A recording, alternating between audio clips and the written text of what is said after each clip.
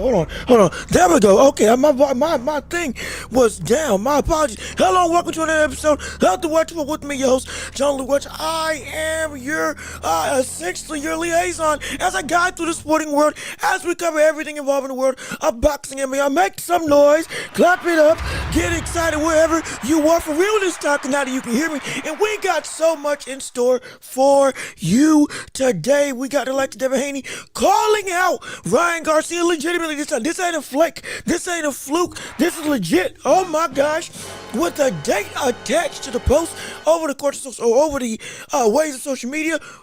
September 5th in Arlington is the goal, and that brings up a whole other host of questions of whether or not he's going to be fighting the likes of Ryan Garcia and Rolly Romero in the same year, back to back with each other. Oh, the world of 147 is heating up mighty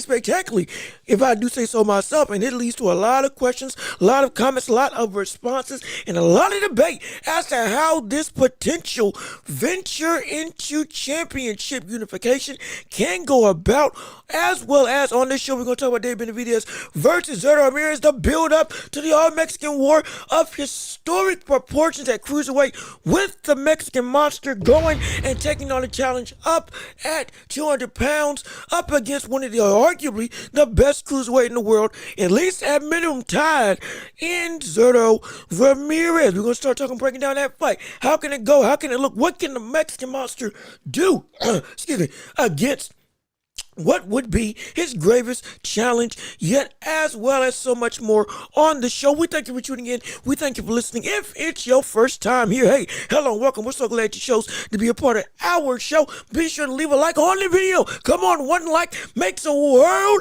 of difference for what this show can do, for what the show can be, and for how this show can grow on the airways of YouTube and beyond. Also, be sure to hit the notification bell so you know whenever we post right here on YouTube. Subscribe to the channel. Come on and join the empire. Be a part of the hottest show in all of the globe.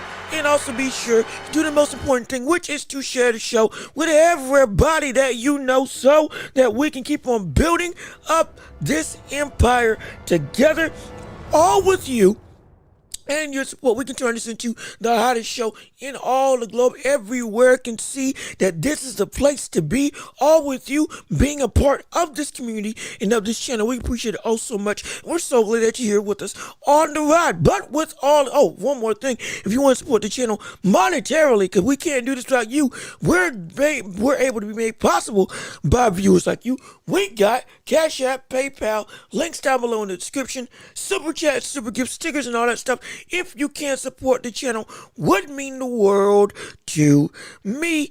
It helps me to pay the bills. It helps me to go through and edify this show to make it better for you, the viewer and listener, because you all deserve. But with all that being said, we got a jam-packed show. We got a lot to cover. We ain't got no time to waste. So with all that being said, it's time for us to do what we do best, which is talk about boxing, talk about sports, talk about everything under the sun. And it's time to step into the ring. That's right. Ring the bell. Let's get it started. Round one of this show going underway now. As again, with the type of conversation leading off this show, Haney calling out Ryan Garcia for a fight on September 5th. Oh my Lord. My goodness, we've been waiting on this day. We've been hoping it would transpire. We have been begging and pleading for the public to finally get this type of endeavor under their belt. And now we are on the cusp, the precipice of potentially the full diagram of pictures of what Devin Haney is attempting to do for his career and how he's going through in challenging the world of 147 to go and take on all challengers and all newcomers. He seemingly, over the course of social media, is or has called out Devin Haney for a fight in Arlington Stadium on September 5th as a road to unification and making one belt, one division, one man reigning supreme as the undisputed champion. Oh yes, indeed, he's going for it. And I'm going to tell you this right now, because he's going for it, boy, I'm excited. I'm elated. I'm shocked that it seems like this is the road But that in fact is what's going on. I'll even show it to you on his social medias that he posted on X and the whole or that he posted on his personal Instagram, I believe. But he got seen, captured, and posted all over other social medias and Twitter. And here it is right now for your viewing and listening. Well, I can't even say listening pleasure because there ain't no audio involved. Strictly for your viewing pleasure, we can have you see it right here for the world to witness and laud and enjoy. And ladies and gentlemen, yeah, this ain't a fluke. It's the truth. It's the truth. My gosh. My gosh. I'm telling you, all the emotions, all of the drama. Now this is the type of build-up of anticipation we have been waiting to see. This is the fight that I told you. It's said multiple times. I don't think this fight doesn't happen. It's an odd way of saying I believe this fight would happen, but that's what essentially what I was saying. I believe this fight was going to happen. I had a feeling, not even a feeling. I understood that the iron was too hot for this not to take place, and now the ball is rolling for this type of mega fight. And what most likely is going to happen, we're going to get Ryan fighting against Devin Haney after Rolly Romero. And I say that because going off of the words of Rolly Romero himself, he's saying that contract, hey, it looks like it's getting ready to be a done deal. He was on Club Shay Shay this past weekend, not even this past weekend, this past day. During this week, he was on Club Shay Shay going through and talking about what the next steps of his endeavor is going to be, talking about Shakur Stevenson, talking about Devin Haney, talking about Ryan Garcia and a bunch of other things involving the sports world. But specifically, when it came to making a fight, he broke the news that him and Devin Haney, they got a contract that potentially within the week will be signed, and I will let him tell you his side of the story from his own perspective. Rolly in the ring this year? Well, I think we have Devin lined up for May, at the end of May. So I mean, I think we have Devin lined up for May, at the end of May. So I mean, you know, I mean, hey, it's been a whole week now, and they're still trying to go back, and they don't want to sign the contract. But I mean, it's looking like, but it's looking like they will. It's looking like they will. So hey, so look now, hey now, that's great. That's good to hear. And that is, if this does go down, well, we got ourselves our May or our summer and fall classics. That's what we got. We got ourselves our summer and fall classics. We know the agenda. We know the work. We know now the road, and we now understand fully the complete trajectory.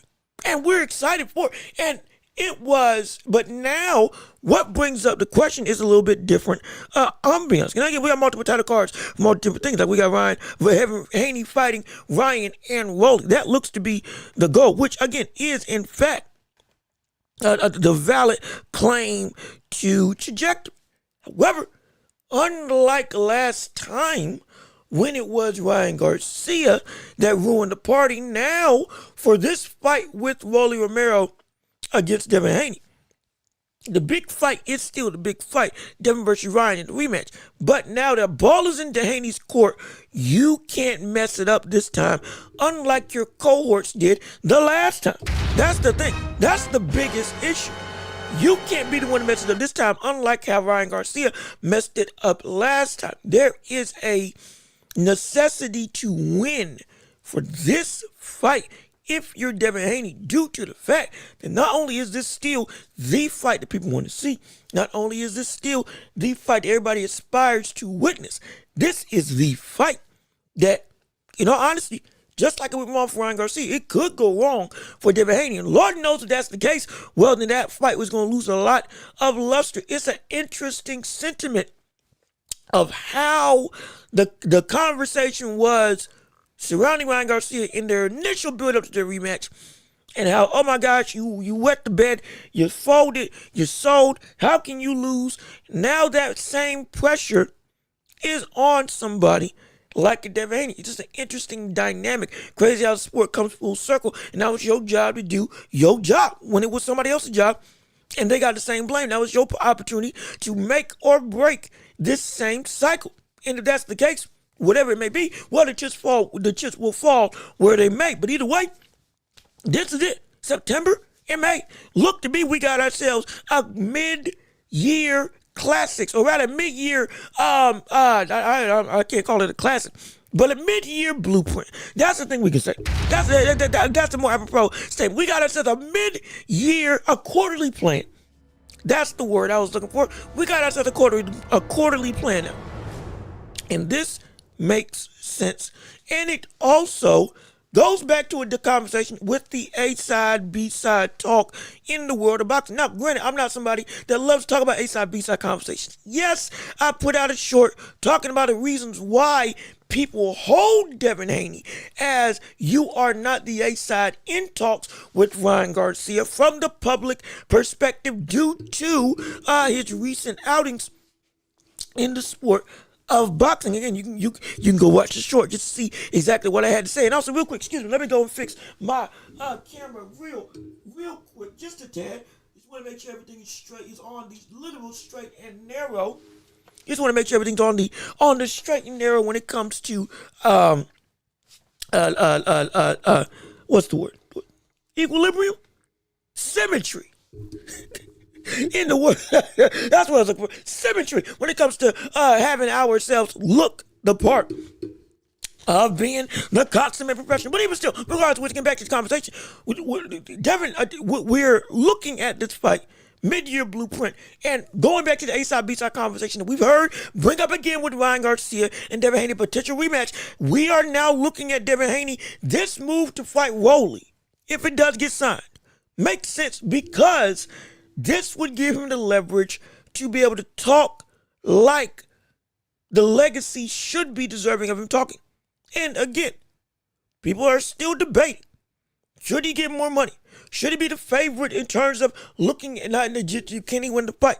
Should he be getting the bulk share of this entire situation? All of this is predicated in part, or rather, it's even more hard to talk about in part, not just because of the fight that he had with Ryan Garcia, but also it was because, well, Ryan Garcia is now a champion. So all of that cachet is now also backed by the one thing that he didn't have with everybody else in his quote-unquote circle or quote-unquote similar bar of talent, a title. And now we got that to also validate everything else about his notoriety and marketability. And so that, again, using what some people may use, it could be seen as, see, you definitely shouldn't deserve to be the A-side conversation. And again, I hate those talks. These talks that happen. Because of that, guess what? This is the uphill battle. But if we can see if we can see ROLLY get beat by Devin Haney, take not just the win over the guy that beat Ryan Garcia, but also take his belt, become the most let me rephrase it, become the most laden with gold out of everybody in the division as it stands today at 147, not just with legacy, but with the current standing of this division and boxing straight up alone. And you got yourself a bargaining chip.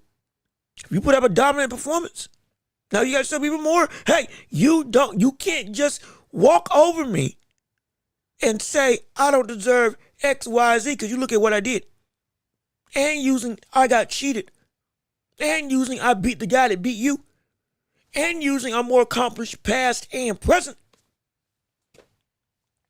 Gives you a little bit of leeway. So it might be the right move. It makes sense. It is a business. We even had a video that we cut from part of a podcast way earlier in this channel, called Money Moves, when it came to Ryan Garcia moving through the world of boxing to maximize his marketability, why he's taking somewhat of the Floyd blueprint for his own career. We talked about that way back in the show. You can even look it up. I thought the thumbnail was pretty great. I'm surprised the video didn't do a whole lot better. I thought that thumbnail was pretty decent, if I do say so myself. Hey, if I do say so myself, But like I said, I digress. Not to brag. I'm doing this all by myself. I'm not gonna lie. So I take pride where I can. But even still, it makes sense to me. And it makes sense in the boxing sense. And if it did happen, it would only bolster this fight even more. So even if we got to see, okay, Devin Haney is seen, okay, yeah, he is the B-side. Well, it's now been hyped up so much with all of these other intricate ingredients added to this recipe of violence that you all want to have with each other. Even when I lose, I win.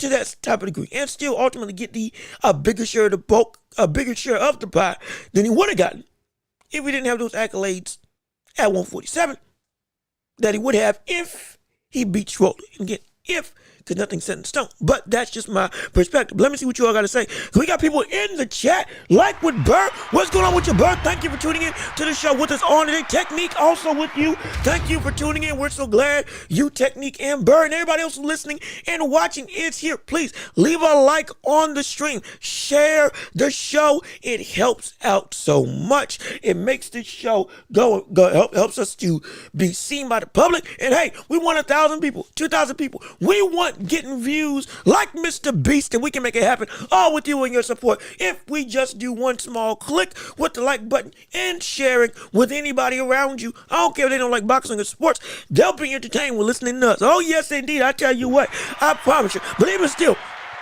let me see what you all got to say in the comments down below. Haney technically ducking the fight to Haney technically ducking the fight to make is Ryan, but he picking and choosing, and then some people will say that, and we're gonna address that absolutely. No, you said nah, joke, yeah, like it's jokes, it's all right, but it's like some people do feel that way. You gotta understand, there are people that feel, hey, they don't see the bigger scheme of why this would happen.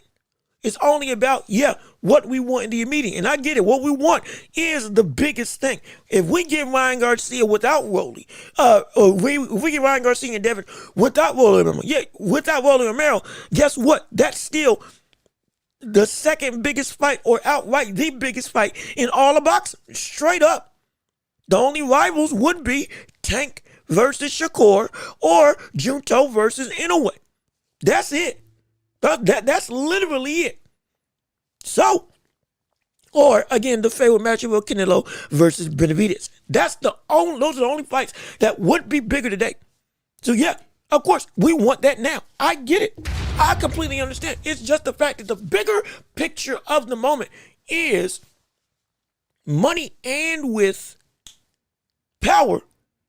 What is it that can add enough ingredients, not just to sway the favor of money talk with Devin Haney, but also make this a even bigger storm of storyline that has the public even further on the edge of their seat of what the world's going to happen. This Rolly fight may be more necessary than we may think. It may be more eye-opening than we may think. It could be.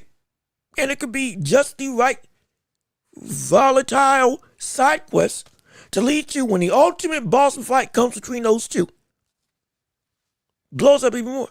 Hopefully, but at least in my perspective. And also, what's up to you? How you doing? Technique, Welch, my guy. Hey, man, what's going on with you as well? I already said hi. We'll say it again. It don't matter. We appreciate you tuning in on the show. We're so happy that you're here today. Salute to everybody in the chat. And also, we're just going to keep on reading what you all got to say. If he ends up fighting Rolly either way, there are 2 titles on the line, and that's what's important. Unification, absolutely. And also, you bring up Boots and Virgil Ortiz. Yes, that is also another fight that would be the biggest of the year. I completely forgot about that because of the honestly, because it ain't happening this year with the whole situation with what happened in court. So I didn't even put that in my mind for happening in this year. But you're right. If something swept through and everything came about, and all of a sudden, hey, we're free to fight, that would be one of the biggest. You are right. But the like you said in your previous chat, which again bleeds into this conversation. Though we want Ryan, and again, fighting Ryan on September 5th was what we saw over Instagram for Devin Haney. That if he gets past ROLLY in May and they're looking like they're going to sign, great. Unification, like you say here, is incredibly important because with those two belts together, not only does it further signify that Devin Haney is even more concretely the man to beat at 147, because it would. In part, that's part of the reason why unification is so important. It might not be a true one king of the division until you get all four belts, but it is in fact a clear indicator who is the man to beat, who is the current largest kingdom in this dichotomy of different matchups. And it would help to separate Devin Haney, even though he's already been separated from the rest of the pack, separate him even more. And looking for unification would now be huge. Huge. Because then you bring those belts that he has from ROLLY and himself, you bring that into the Ryan Garcia fight, all of a sudden that's three. That's three belts plus the lineal or ring. So that's the bulk of the entirety of this division. All on the line for one fight in September, hypothetically. You doggone right, this is a huge deal. It's big. This is major. Whoever wins. If ROLLY beats Devin Haney, my gosh. My goodness. My goodness. I can't say it can't happen because again he fought against I can't say it can't happen because he fought against Ryan Garcia and beat him. Beat him handedly. Beat him, and it wasn't close. Now, yes, again, Ryan Garcia was injured. Didn't look nearly like what he looked like against ROLLY in the fight with Barrios. Yeah, this is a fully healthy and what looks to be even a better, or at least a back to prime form, Ryan Garcia. Shoot, I'll say he's a better Ryan Garcia because he's actually using his right hand in full totality, rather than just having the left hook as his only option offensively. That's the truth. And so, if he got past that, I dare say if he beat Devin Haney, would we have to start putting him at pound for pound? Would we? I'm dead serious. It's a question.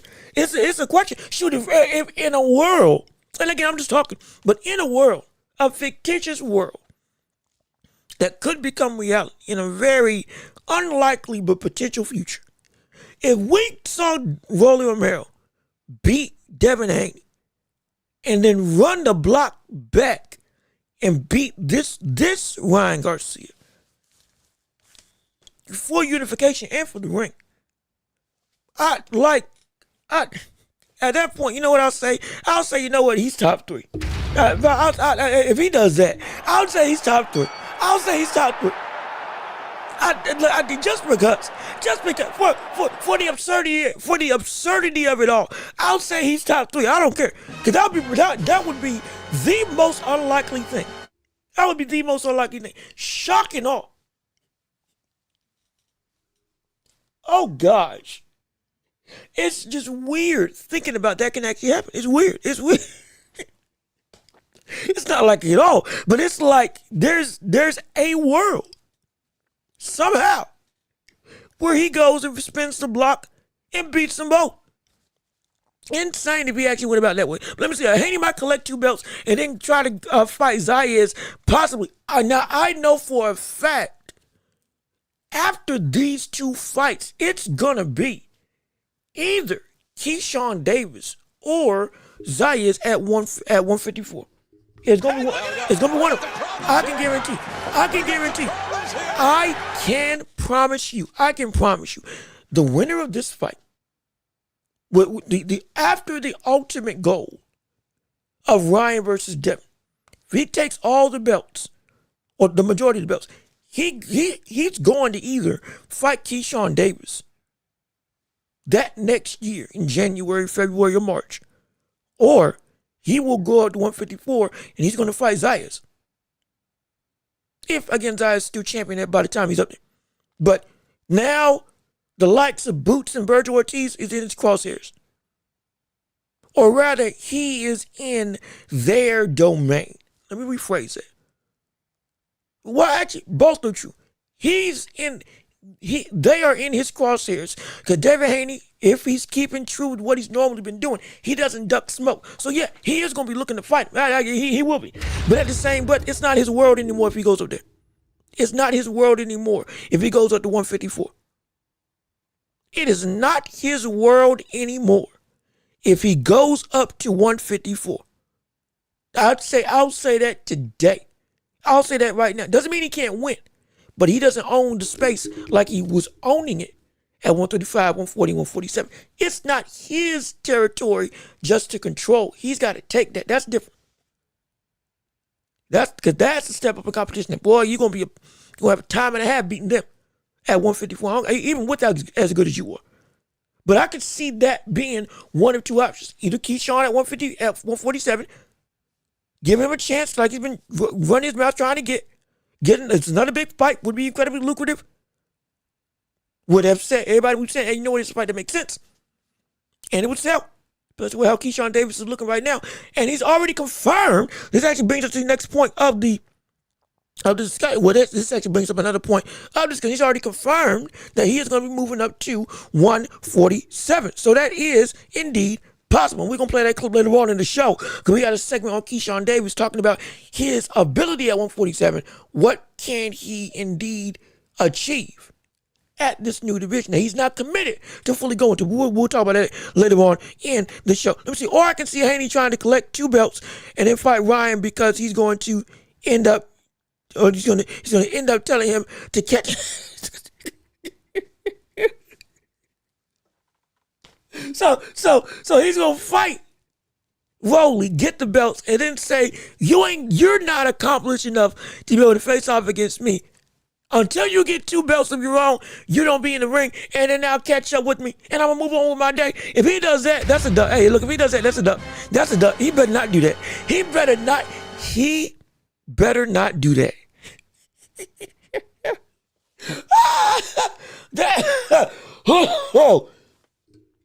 Oh, shoot. He better not do that. He better not do that. That'd be a duck if I ever seen one. That would be ridiculous type of ducking if I've ever seen. Preposterous if he did that. Oh gosh, I'd never let him live. The public would never let him live that down. They would never let him live that down. And for good reason. Let me see. I don't see Keyshawn at 154. He's calling out Pitbull. And Pitbull fights at 140. If I misspoke, I apologize. I was saying Devin Haney would be fighting up at 154.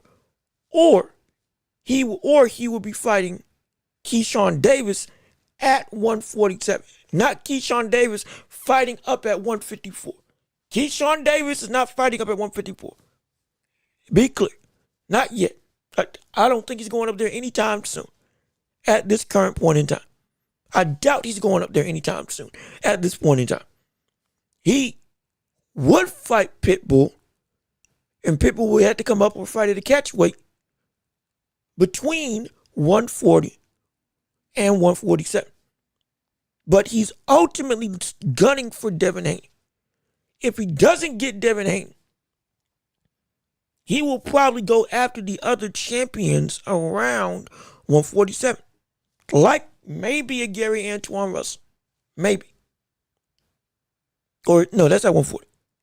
No, that's 140. I'm still thinking 140. Who are the champs at 147? Let me look it up real quick. Let me make sure I got my names correct for who is champ at 147. It's Devin Haney. It's Ryan Garcia. It's not Mario Barnes, because Mario Barnes just got his belt taken. And Devin Ryan, Rolly. Who's the other brother?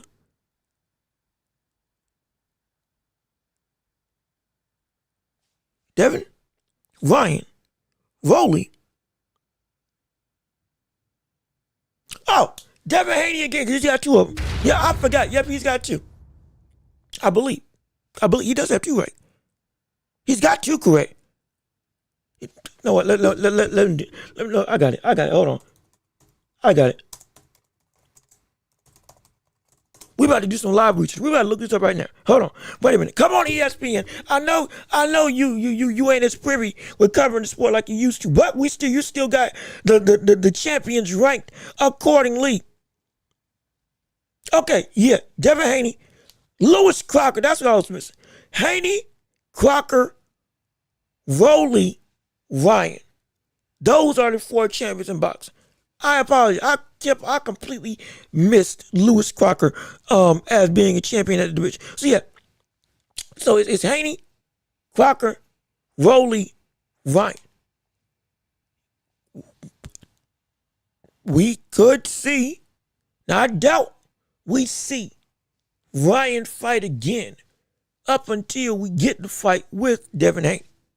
If he does, though, he would fight Lewis Crocker if he wants to bring two belts into, or if he wants to bring two belts into the same vicinity, and Rolly brings two belts into the same, and Devin Haney, if he beats Rolly, brings two belts into the vicinity, then we going straight up undisputed.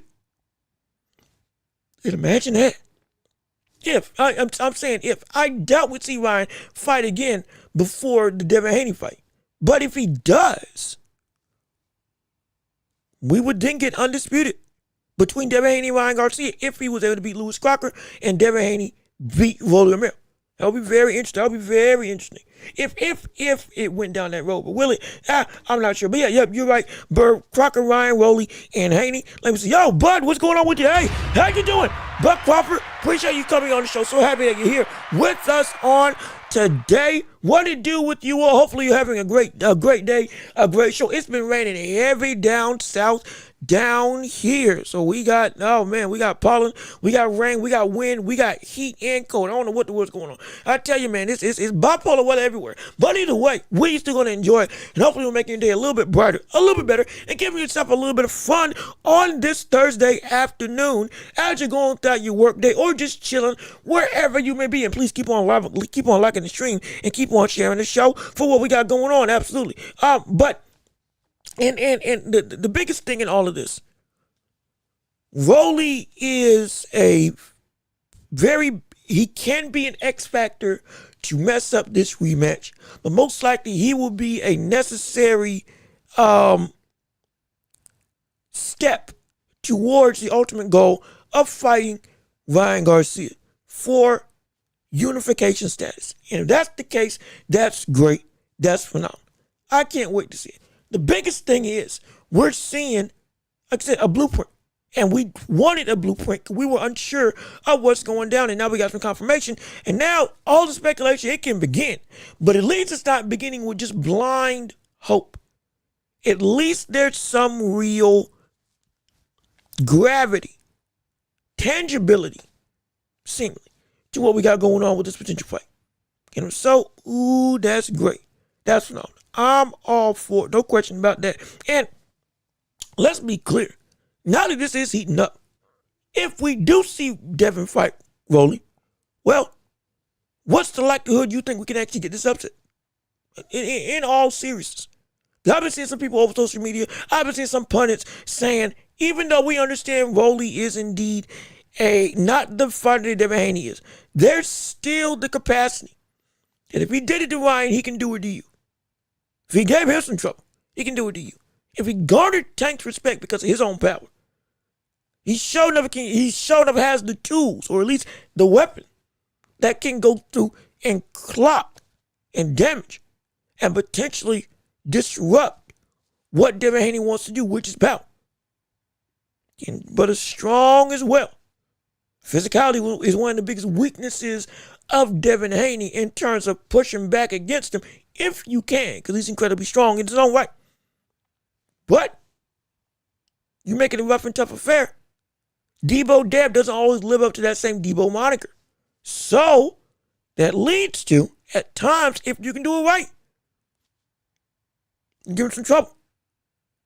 And if you can catch him with power, You got him. You as we've seen before. The threat alone can be something that keeps people at bay and or away.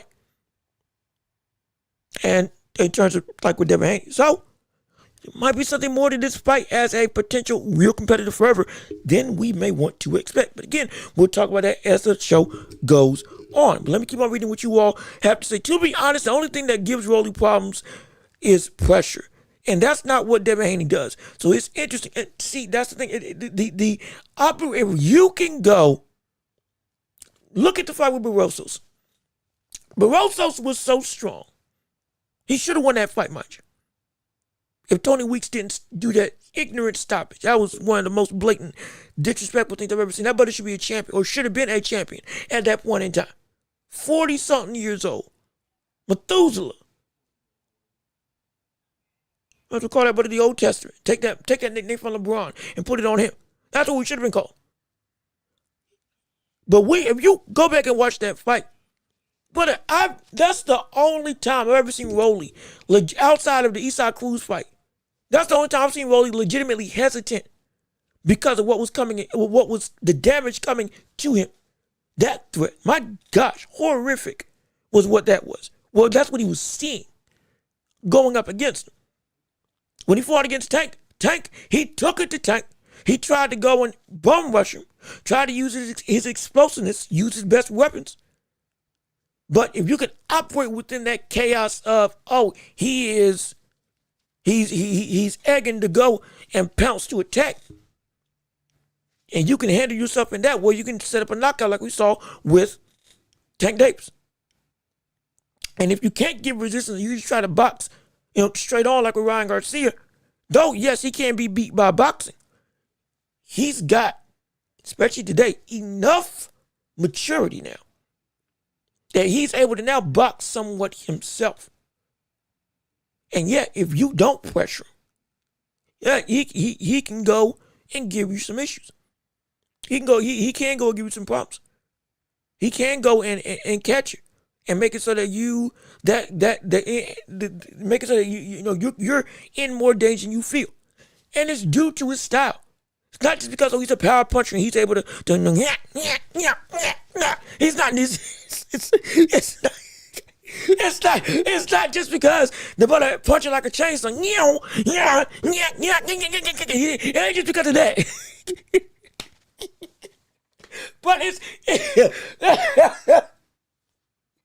I'm sorry. That's what he does. That's one of the signature things. He be punching like that. But it's not just because of that physical ability. It's like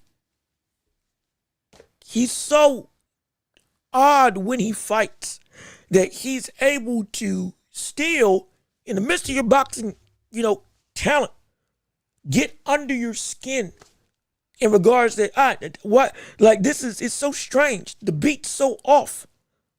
The steps to this dance are just, why is he doing that? That's not what you're supposed to do normally. But I do it. And guess what? It works. And again, even Tank was giving him respect. Not holding Tank as an end-all be-all. I'm saying Tank doesn't respect anybody. But if you can garner his respect as to, okay, yeah, he brought something to the table legit. That's something serious. Not saying he's an end-all be-all, but just knowing his temperament and how he's talked about fighters all of his career. Ryan Garcia, giving Rolly respect, even with the loss. This ain't just like it's a real thing. It's a real thing. That unorthodox ability makes it so that he gets to have opportunities that other fighters don't have the luxury to get because they don't fight like that. And it's a stylistic nightmare for a lot of people. It is. As much as it may seem like, he's not that great. I've been on that train as well. I've been saying for a long time, I thought Rolly wasn't that great. Well, guess what? He's a champ multi-times over. And currently, it's kind of hard to speak against him at this point from the standpoint of, he couldn't compete, because he did. And he's been on the world stage before with the biggest stars. And garnered, okay, some real respect. Something like that. You can't overlook him. Is there a possibility that Haney is getting knocked out? Oh, yes, there is. Oh, I guess, oh, yes, there is. Yeah, you better believe it. Oh, you doggone right. You doggone right. You doggone right. There's a big possibility that we can see Devin Haney get knocked out. There's a huge possibility. We can see that. You got to understand, but Devin Haney, as a fighter, is everything you want technically, but he's vulnerable with his chin. That's the one thing. I don't care what you may think about him. You can't deny he's vulnerable. He is vulnerable. He will never not get up, but he will get hurt. He will always get up, but he will get hurt. It's not me being negative against him in terms of trying to bash him. He is as good as you think he is, but he will get hurt. He'll get up every time. His heart's unquestioned. His drive to succeed. We'll never discuss that. But Devin Haney will get hurt. That's not, that's a, if he gets clipped legitimately, he will get hurt. Why do you think he overcorrects so much? Why do you think he overcorrects so much? Why do you believe that we see him fight in the way of clinching hold? In fact, I finally found that clip I was trying to reference yesterday involving Devin Haney clinching oh so much. It was posted by Hassan, but this is the clip that showed, yeah, this brother. No, that ain't it. There we go. This was the 7-minute, essentially. And again, I can't play the audio because it's copyrighted. So let me actually go on and mute it. But you can see it for yourself. This, the clinching, the holding, all of this, 7 minutes and 28 seconds in the fight with just Devin Haney alone. This is just one example. He overcorrects and looks to smother and stop you, not just because defensively, okay, hey, it makes sense, don't want to let somebody get momentum, but also because we are being completely honest. This is a man who, if he does get caught, he will get rocked. That big head is not a Joe Joyce type of impenetrable wall. It will get shooken up. He'll get shooken up real bad. So he's got to be mindful. Very careful. Very careful. If he doesn't, that can be bad. It can be very, very bad. Let me see. Alexis Aguayo. Oh, Alexis Aguayo versus Tank. Who you got winning? How tall was Alexis? Let me see. Hold on. Let me. That's one of the big factors. Is what I would say. That fight. How tall was Alexis Aguayo? Let me see. Hold on. How tall was he? That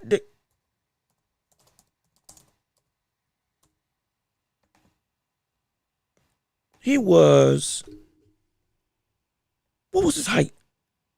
That's going to that. I'm not trying to use that as the only example. But that is going to play a factor. That is going to play a factor.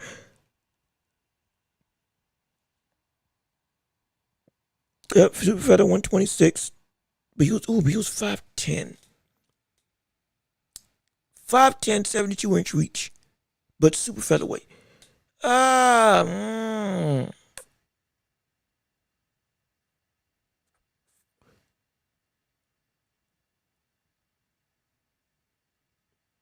He could have made 130.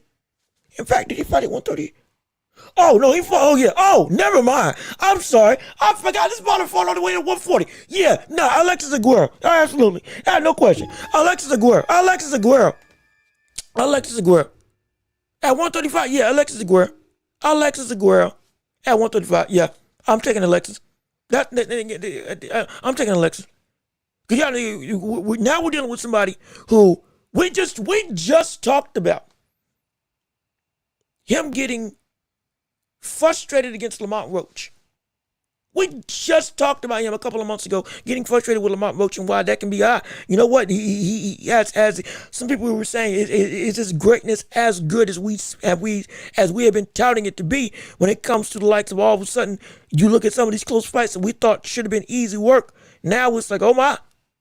And you mean to tell me he's going to get somebody who's active, taller, longer, and even better knockout artist than him?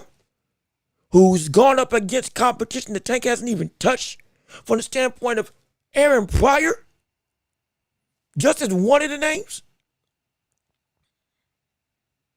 Wait, hold on. People saying it's lagging. Hold on a minute. Hold on a second. What's going down? Let me make sure I got it. Let me make sure I ain't got nothing else that's eating up any storage and or propensity. Give me a second. Hold on now. We ain't trying to cut out. Wait a minute. Hold on. Wait a minute. Oh, see, I don't need this. This is like, what's that? What's that month? See, whenever the stream starts to study, I keep hearing that Jaws theme song because it feels like something's creeping up and something bad getting ready to happen. Lord knows I do not want that. We should be good now. We should be A-okay. Okay. We should be okay now. Should be A-okay. And so, and yeah, man, like you said in the chat, Aaron Pryor was literally the boogeyman. That man was a menace. And mind you, that's just one of the many Hall of Famers that we saw Aguero fight against. Couple that with the fact that brother again was 6'10", 72, 73-inch reach. Going against Tank, which I'm not saying height is the only thing, but the leverage and understanding how to fight in that regard. And never give up that advantage. And you mean to tell me with Tank's stylistic makeup of, I'm going to go through and I will have to win by getting the knockout in the later half of the fight, because I will willingly lose the first half to garner how you fight to beat you? That, I think that's going to backfire against somebody that fights in the framework of Aguero. With the Tank is not unhittable. Be clear. Tank's, even when he's gotten the knockouts that he's gotten, this is not detraction against him. But he does get hit. He has gotten hit. Granted, I took his stuff well. At the same breath, that level of power, that's different. That'll be different. That would be different. I'd be scared. I would take Alexis. In that fight, I would take Alexis Aguero for me. And in my humble opinion. But if you have something different, hey, no problem. We want to hear from you all, no question about it. But again, going back to the main topics of the show, we've been talking about Devin Haney, Keyshawn Davis, and all that stuff. We also wanted to get real action. We wanted to delve into Keyshawn Davis moving up to 140 because now he is in the mix firmly and concretely, as is confirmed with Fight. I believe it's Fight Hype TV, that he is going at 147. No question about it. So let me go and play that. Let me get that clip for you all to be able to listen and not just respond, but also just have evidence. He is indeed going to stay, or can he is now a full-blown campaigner at 147. Full-blown. No more questions, no ifs, ands, or buts. The legitimate whole kit and caboodle of his essentially movement of his next trajectory in his career. Yeah, that's at 147. And so where is that? I had it saved. I'm pulling up right now for you to witness and see. Yes, I got a lot. Okay, here we go. Yep, I got a lot of tabs open. So I'm trying to follow through with them so I can make sure I pull it up with you. Here you go. Let me go show you right now. Keyshawn Davis talking about how he's moving up to 147 and legitimate. Oh gosh, I spelled that wrong. Oh, hold on, wait a minute. I'm typing too quick for my own good. There we go. Now everything's all up to snuff. But yeah, Keyshawn Davis officially says, I'm moving up to the world of 147. Every name in the book, Lewis Crocker, the Haney, Pitbull, yeah, all of them, man. Any response to the DMs, anything? Well, I definitely got a response, and I definitely got a date too. You know what I mean? I'm telling y'all that right now, and I'm definitely coming back sooner than y'all think. You know what I'm saying? That's why y'all see me doing a little politic in the gym right now. It's politic, bro. I'm staying sharp for real, for real. You know what I mean? So don't get that up, chat. Staying sharp. Got something coming up. So, can you give us a hint? Who? I mean, why are you fighting you? Keep asking me all these questions. I'm doing my job. I guess you'd be doing your job. I'm doing my job right now. Is it? Can you tell us, are you moving up or staying at 140? I think I'm moving up. 147 now? For a championship? Yep. Would you? Well, there you go. Well, hey, you heard it. You heard it from the man himself. Hey, he's moving up, and he's going for it. He's going to be for a title. It's going to be for a title. That's what he's looking for. And if that's the case, mind you, he's got enough cash in. He can whether you think it's fair or not, can bully his way into going through and getting better opportunities. Well, look for him to fight, or at least look to get a fight with Lewis Crocker. That's one of the other riches that I was saving for when we were talking about the fight with Devin Haney, Rolly Romero, and Ryan Garcia. That whole triangle of offense that can go and happen with each of them going up against each other. It could be that if they don't fight Lewis Crocker, we get Keyshawn Davis, who is now confirmed to move up. He fights Crocker instead, and then we get Rolly versus Ryan. Oh, excuse me, we get Rolly versus Haney. Winner of that fights Ryan Garcia. Winner of that now faces off potentially against Keyshawn Davis for the undisputed title at 147. Now that sounds like a juicy propensity of excitement. Hey now, that don't sound bad to me. That don't sound bad to me. That don't sound bad. That don't sound bad to me. Not at all. That would be, I mean, and at this point, can you blame me for thinking that way? Because the door is open. The door is open at this point in time for Keyshawn to be able to go through and take the opportunity. Because currently, and this, I'm not trying to sound negative, Crocker's kind of been lost in the shuffle with all of this. Now, again, it's a lot of hype at the top of 147, a lot of high-profile names, coupled with, again, all the movement that's been happening all around the other landscapes of boxing as a whole. It's been violent with a lot of the biggest stars making legitimately big moves. We get it. Crocker's still a champ, though. Crocker still can be a danger. Crocker still has a claim to one of the thrones in the division. But if he is getting untouched by the public due to their handling business with each other, makes sense to me that, okay, hey, Keyshawn, go ahead. Move on in. Move up. You would be a huge payday, huge cash cow, great marketability. You have even the ring behind you from the standpoint of, oh, they would want to see you be a champion. You could get the opportunity. Cut in front of the line and get yourself a championship.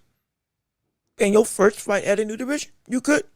And especially if you want to be about the business. And if it's big news as you saying it is, it makes sense. It does. Really does. And if it happens, you're setting yourself up for a mega fight. You're setting yourself, you would be setting yourself up for the epilogue of all of this drama with Ryan, Devin, and Rolly. This entire triumvirate of real working fighting, real working boxing. You will be setting yourself up for getting a chance to be the epilogue of all of it. Which again, it's not it's the end of the story, but the aftermath after the big kind of the big plot is essentially done. It would then transition into, well, you not just take over, but you show the you essentially start the end of this chapter and start a new era and a new story. If you're able to accomplish it. If you can do it, that would be insane. That would be incredible. That would be so monumental. And it would get everybody having eyes on you. But that's the goal. You want that in the first place. And There ain't nothing wrong with being the epilogue in this story between Ryan Garcia, Devin Haney, and Rolly Romero. Because you can come out with literally all the chips in your bag. You could. You could come out with every single best situation, or rather every single one of the best opportunities when it comes to you getting the full-fledged, not just shine, but full-fledged trinkets. I can't even call it, not even trinkets. The accolades that you want, that you desire, that you are trying to stamp with in terms of your legacy. The very definition of a future star can now be shaken off and changed into the current star of today's boxing. If you went out and was able to beat whoever came out of that triumvirate of fire between Rolly, Ryan, and Devin as the unified champ, with you having a belt against Crocker if you win and beat Crocker. I hope it's the fight with Crocker that he's getting, and that is for a title. Because I want this quick. Because mind you, we were saying this quick even when Keyshawn was at 135. We want to see Keyshawn be a champ. I think Keyshawn can be a huge star in today's sport. I think he can be a major star in today's sport. I think he can be a major star, even having the capacity to even bleed into the bigger ecosystem of sports culture. It's possible. He can become one of those names. He's sure enough got the style to do it. He can talk. He's exciting. He can knock you out. He's tough. He's had some drama. Yes, he has. But even still, who hasn't? And he's got the goods to be able to sustain himself. All of this is what Keyshawn has in his future, and we love to see it. He can expedite, like we were saying before, expedite that crowning moment of you are not just the next person up. You are the person to uphold this bar. It can be there for you. At least the opportunity. If you got this fight with Crocker and win, and you stay at 147. That's at least what I would, again, for me, that's what I would love to see. That would be my best MO. That would be my pinnacle of not just excitement, but straight up. That would make words couldn't describe, because the stuff that would be on the table then would be incredible. It would be phenomenal. At least in my point of view. I mean, maybe not yours, and if so, I would love to hear your thoughts and opinions on how exactly you feel. But my 2 cents, go after Crocker. Go after Crocker and take his belt. Make that fight. I dare say make it over in his own territory. Make it in his territory. Because if you can beat him in the UK, and you get that swath of fans now vouching for you, oh, buddy. Oh, you got yourself that's where that global appeal, that's where that comes into play. That's exactly where that comes into play. And if that happens, man, it's going to be exciting. It's going to be incredible to witness and see. No question about it. But we still got more stuff in our show that we can discuss involving both Devin Haney, Ryan Garcia, and a whole host of other things around the boxing world that we do want to go and cover. Like with, if you didn't see, it seems like, again, Jamal Charlo fighting against Armando Resendiz, or looks like he's preparing for his fight against Armando Resendiz. It looks like he is indeed truly coming back. And Spanish, because I mean, when I say this man's actually in the gym working, he's legitimately in the gym working actively.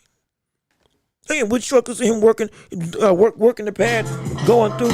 Gotta make sure I ain't trying to get copyright chicken. Hold on, wait a minute now. Hold on, can't play that. But as you can see, this is the type of fervor, or at least the type of consistency we've been waiting to see from the Charlo brothers in both regards.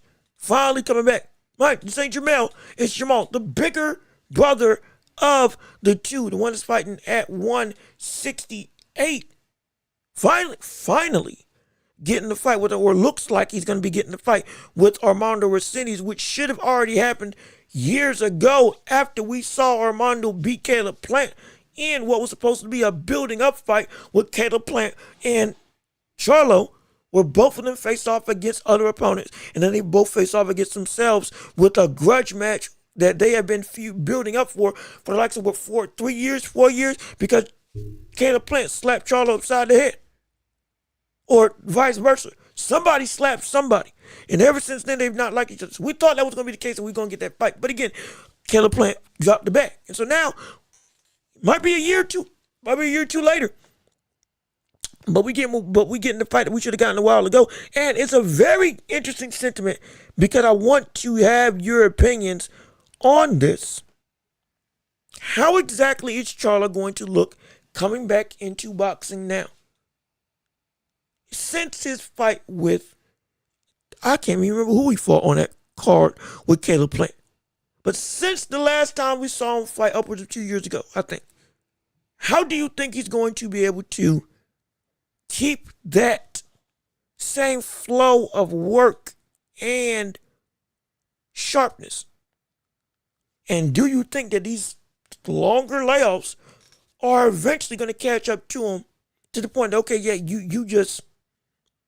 you're wasting the pivotal moments to get yourself back in the ring on a consistent basis, at least a more consistent basis, to be able to garner the championships and put yourself in position for titles at 168 like you said that you wanted to do, which you do want to do, because 168 right now is wide open. It's there for the taking. We understand that completely. It's there.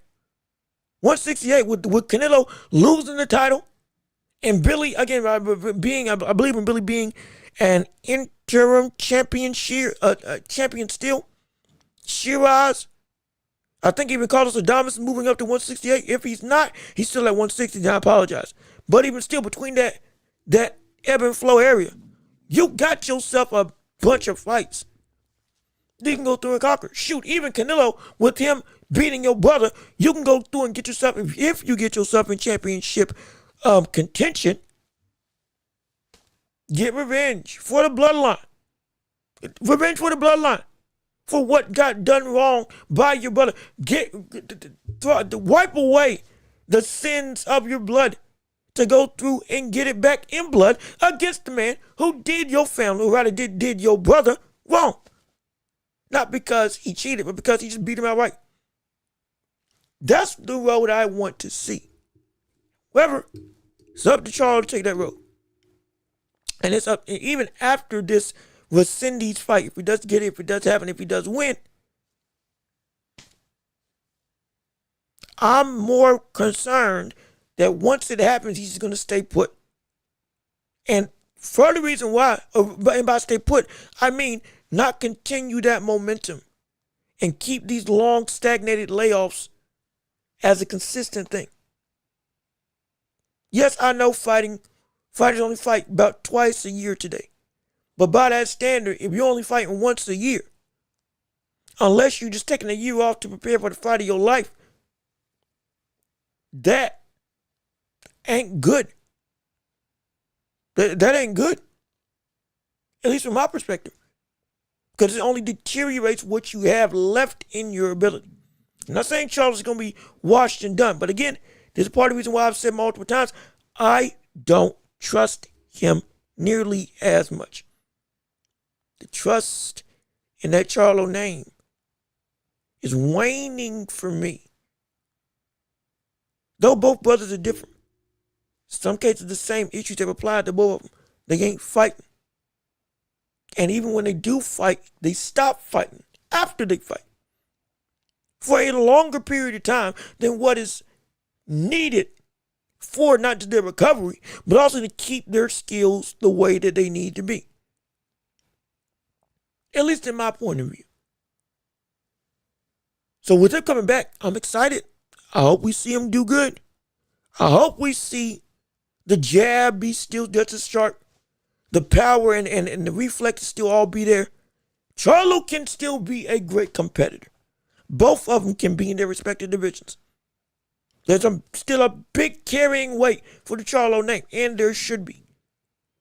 that still carries a lot of popularity.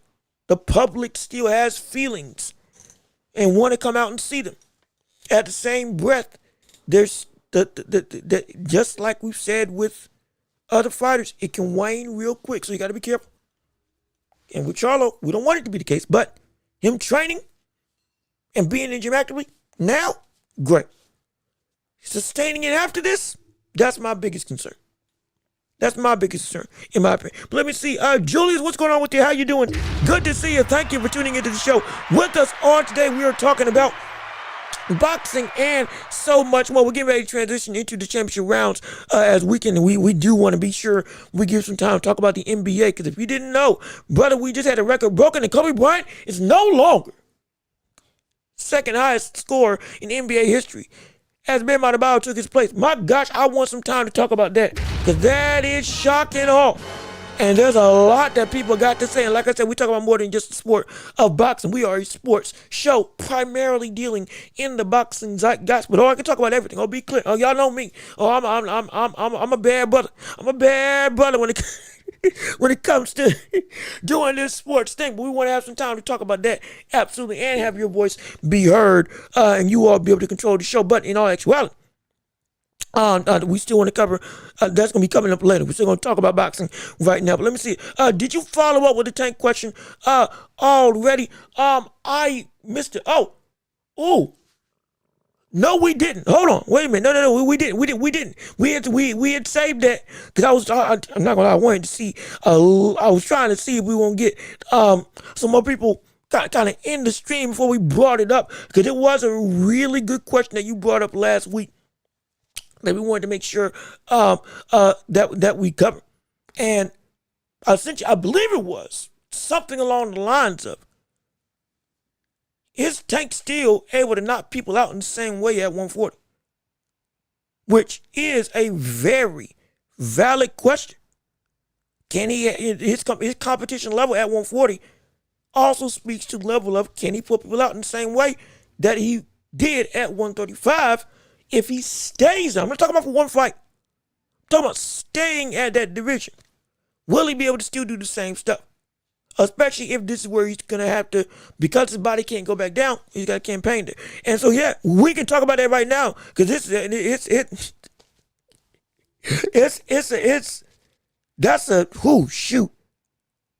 a question that people might get mad, because he might not be the knockout artist that he was at 135. He might not be. And we're going to jump to that question right now, because, not going to lie, waiting on you to get here. Because I wanted to hear your thoughts and opinions on this type of question in more vivid detail, because we got time today. But let me see. Also, you say the NBA is rigged. Now, hold on a second. No, hold on. There is a corruption. No issue there. Now, granted, we can talk about it later. We're going to talk about it later. A lot of people got, again, off of this 83-point game that Bam had, this sentiment and others have been thrown about with the league as a whole.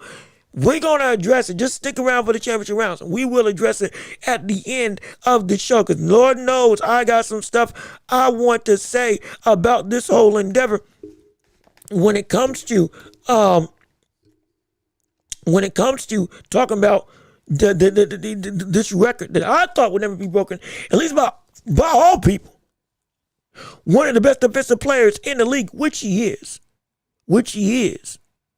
But nowhere close to I think he was going to be able to go and be dominant in this type of way on this type of night, even though it was against the Wizards, who suck. One of the worst teams outright that the league has to offer. Even with the Trae Young trade, that just got there. I don't even think he played that game. So it's like, yeah, it's bad. It's really bad. But let me go on. First of all, let me make sure that this stream is still going to hold up real quick, because we almost had ourselves a scare when it came to this stream before you came here. And now that you are here, we can go through and continue our discussion. Rather go through. Okay, yeah, we're good now. Okay, we're A-okay. You had to make sure everything was all good and nothing was going to be out of place. But now we can go back into the world of boxing and talk about what you had brought up. Tank being a KO artist at 140 pounds. Will his power carry with this new division as he's going now to fight against the likes of Isaac Cruz at 140 and is, for all intents and purposes, if he is staying there, should the world of 140 be still just as scared, or should it be that Tank should be the one that's a little bit concerned with what this division is going to be able to do against him, with the normal volatility maybe not being the same fear factor with the rest of the division's offerings at this world in boxing. And so it's a very good topic. A very good topic. And like I said, some people may not like it, but you have to look at the reality of the situation. There is a real issue when it comes to 140 for Tank, because Tank himself has said, I don't want to be there for a number of years. He said that for a number of years. Naturally 135. Devin Haney wanted to fight him, and he didn't fight him. In Devin Haney's words, in part because he said, I was too big at 140 when I moved up. But you, again, had fought Mario Barrios beforehand. And so it was like, why aren't you doing it then? Or why didn't you go on and just take that fight? Now he's here. Partially because of the fact that his body may have matured to the point that he can't make 135. I said maybe. I'm not saying it's confirmed. I'm saying maybe.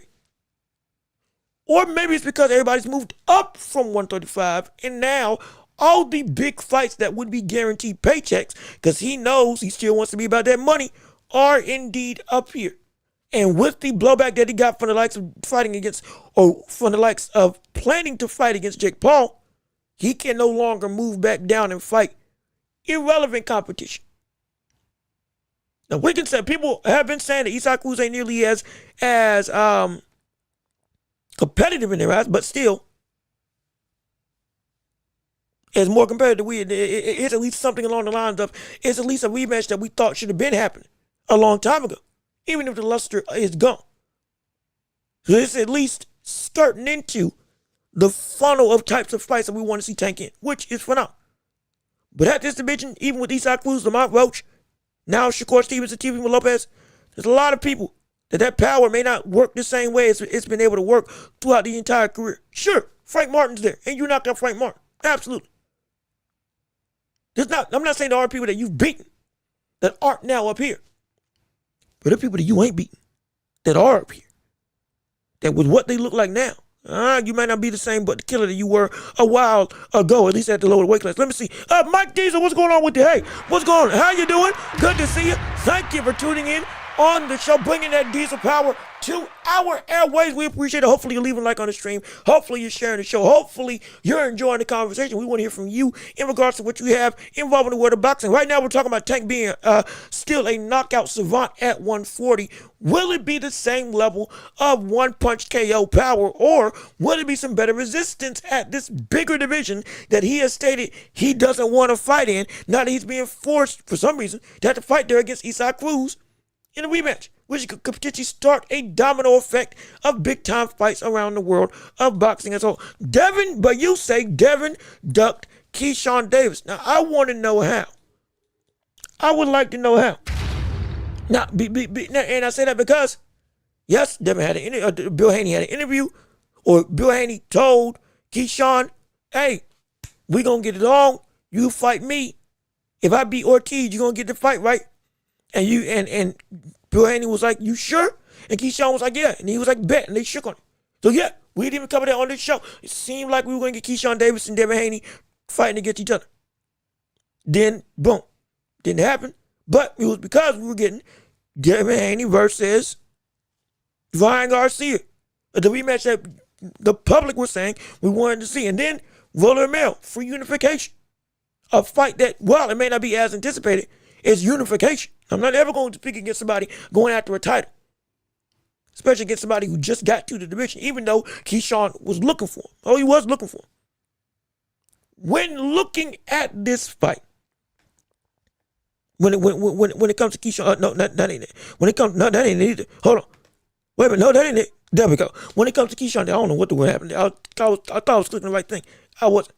When it comes to Keyshawn Davis and him fighting Devin Haney.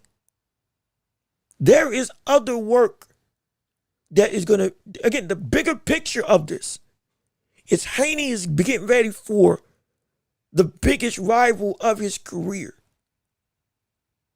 by getting a belt with ROLLY, if he beats ROLLY, and then fighting Devin Haney. If you missed it, I was here earlier. I said Keyshawn Davis can come through, fight Lewis Crocker in his first fight at 147, get a belt, and then after the dust settles, you are still directly in front of whoever comes out on top of ROLLY, Ryan, and Devin in terms of that fighting triumvirate. And you go through and say, you got to beat me for undisputed. And you got work to handle still. And I'm the last domino in this entire affair. And you've handled all your other business. And you know I called you out. Now, you can put it on him and say, hey, I'm here. See what's going down. Make something shake. Make something happen. Because you promised me this. That's what Keyshawn can do. That's why I'm saying it's not a duck. Because Devin's got him. He's got very much important business to handle. But we're not avoiding Keyshawn, or rather, not we. It sounds like I'm a fan. I am a fan, but I'm not like that. We, in the framework of looking at Devin Haney's mindset, we're not avoiding you. We're getting the rest of this division together and beating the guy who's been talking about me for who knows how long and burying a grudge, and then we're spinning the block and we getting you. Now that you here for real. Because we didn't even know if you had 147. Now we know you're here. Okay, bet. We'll fight you. We will fight you. Let me handle these other two fighters first. Let me get unification and then unification again. And then I'll give you your shot. And it can happen even quicker if you get Lewis Crocker. But at least that's my trajectory of what I can see happen. But no, he's not ducking Keyshawn Davis. I strongly disbelieve he's ducking the likes of Keyshawn Davis. But going back to the conversation that we were originally having, can Tank's power carry at 140? I say yes. Because again, he knocked out Mario Barrios. I don't care if you say that's not impressive. I don't care if you say it's impressive or not. Mario Barrios is fighting now at 147. And he's only been stopped or beaten by the likes of Ryan Garcia, Keith Thurman, and Tank. What's a draw against Manny Pacquiao? He may be seen as the weakest champion at that point in time, but he was still somebody who you ain't just getting over easy. And you sure enough ain't knocking him out easy. If at all. If at all.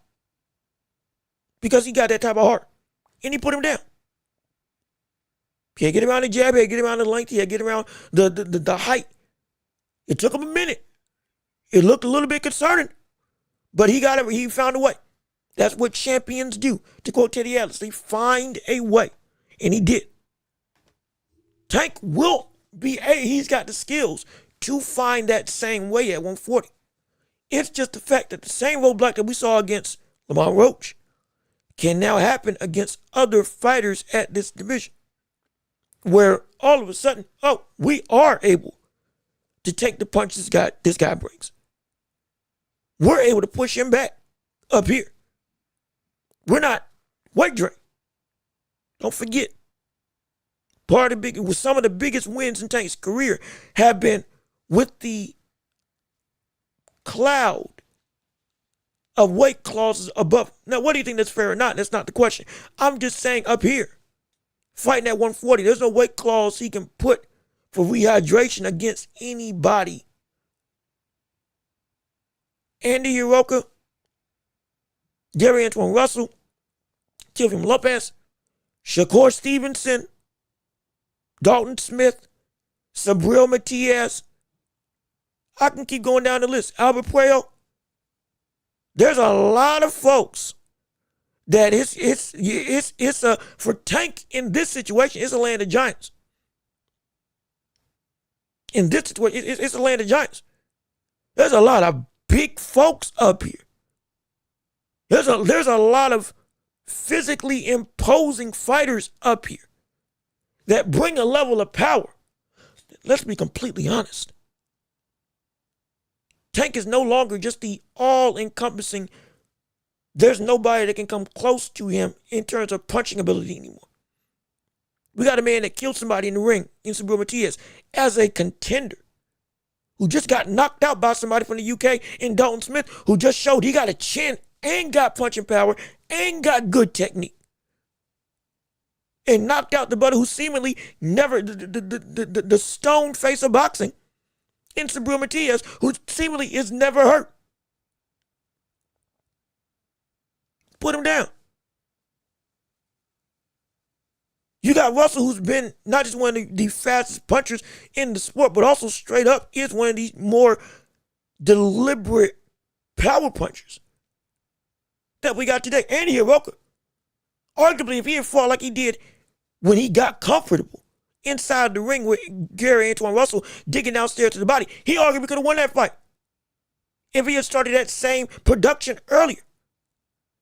He was catching and hurting the likes of Gary Russell. I'm not saying that Tank can't hurt anybody up here. He can't. But I bring up the Lamont Roach situation and all these other attributes from other fighters because now we're looking at a landscape where Tank can get hurt and get stonewalled in the same way he got done in by Lamont Roach, but on a grander scale because they got more pop than him. People are going to look at Lamont Roach and say, you're small in this division.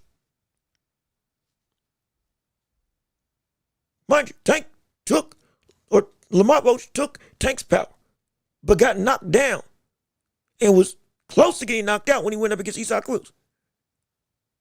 Isaac Cruz at 140, yeah, he's been outboxed, but he's just about everybody he's fought against has been rocked or put down going up at this division. Potentially has even carried more power. And at this elite level, where we're saying Tank needs to fight, at the elite level where we're saying Tank needs to fight, not at the borderline contender, not at the cherry pick type of, oh, it's an easy type of situation. From Isaac Cruz level on up is the only type of fighters that we want to see Tank be in the ring with. That is the truth. That's the truth. That's the truth. You can ask anybody, especially with the deteriorating respect that we've seen Tank have from the court over the course of surrounding boxing zeitgeist. We don't want to see him against a bum. We don't want to see him against somebody that is just ho-hum, average or below, with no real threat of any type of support to stifle the likes of Tank. We want to see him against somebody real.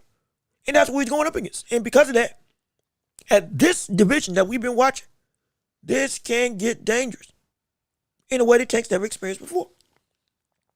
This can get dangerous in a way that Tank has never experienced before in his career currently, as his tenure. And if so, or since Ryan Garcia, it can get dangerous to a point that we haven't seen for Tank since Ryan Garcia. That's the best interpretation of this. Or rather, best mirror we can put at this. And it's the truth.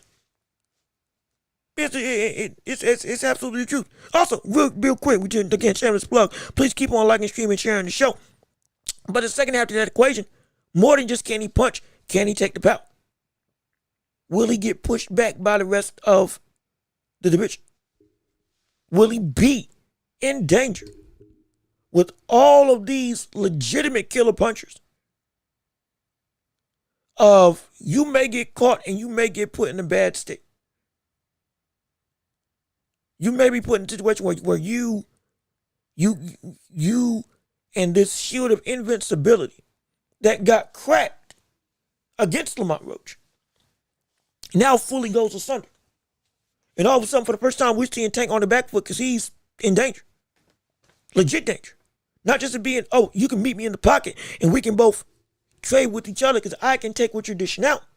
At the same breath now, oh, you got the better of me. Oh my gosh. Somebody stronger than Pitbull caught me with the shot. Somebody with better boxing than Barrios caught me on the inside or landed a right hand or left straight or a hook with power that I didn't have to experience at 135. I was the normal end all be all. And those who carried that type of damaging power, I did not fight, at least in that same way, or at all, like Teofimo Lopez.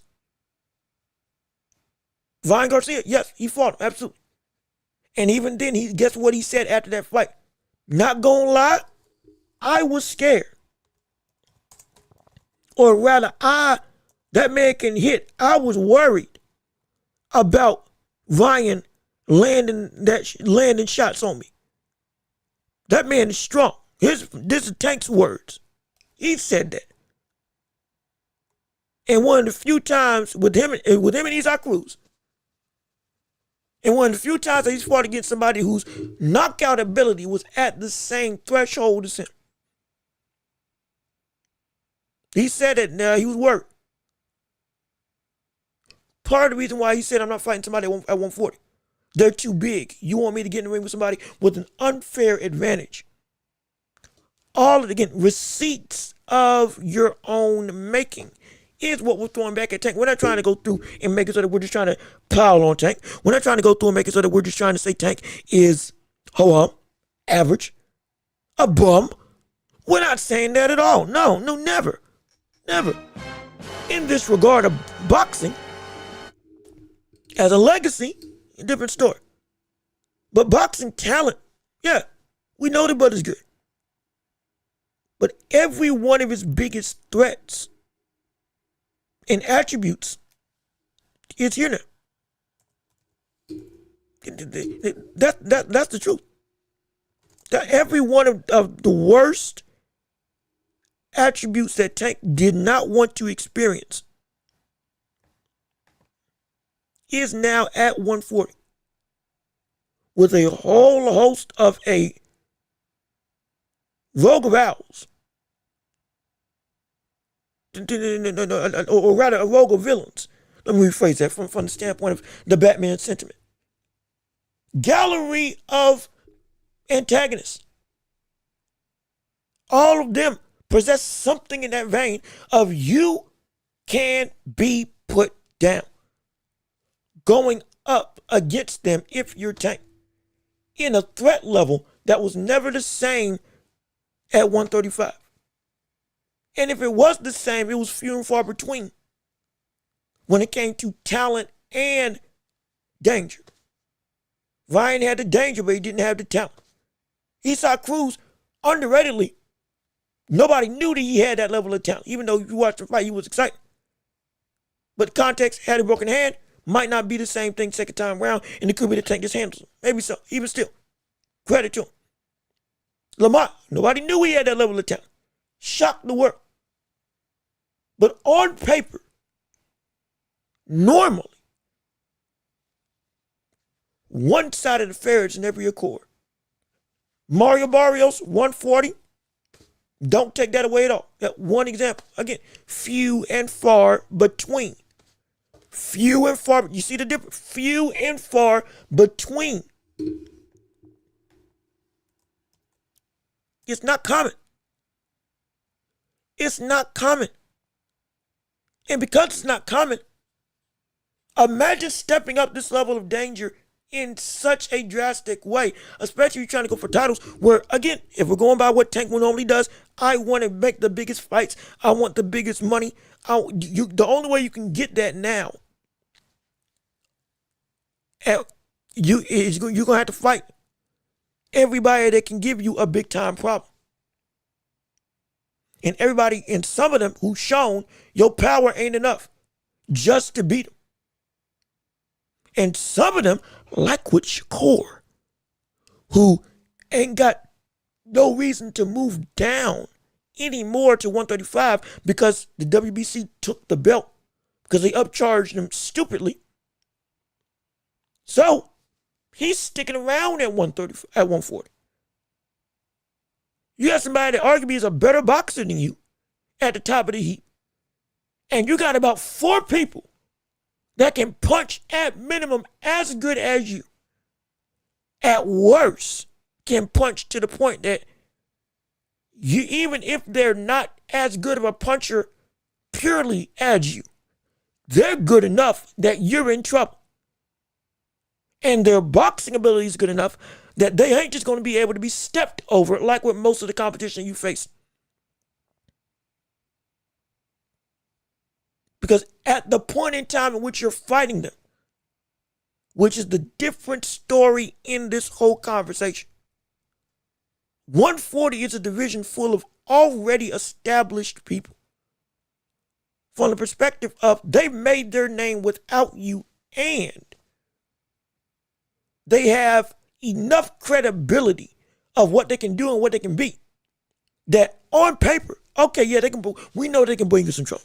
It's not a shock of what they can garner now. We see the propensity of danger if you got in the ring with them. Because the track record's proven. We see it. We know it. We understand it. There is tangible evidence that we can hold on to and compare them to you.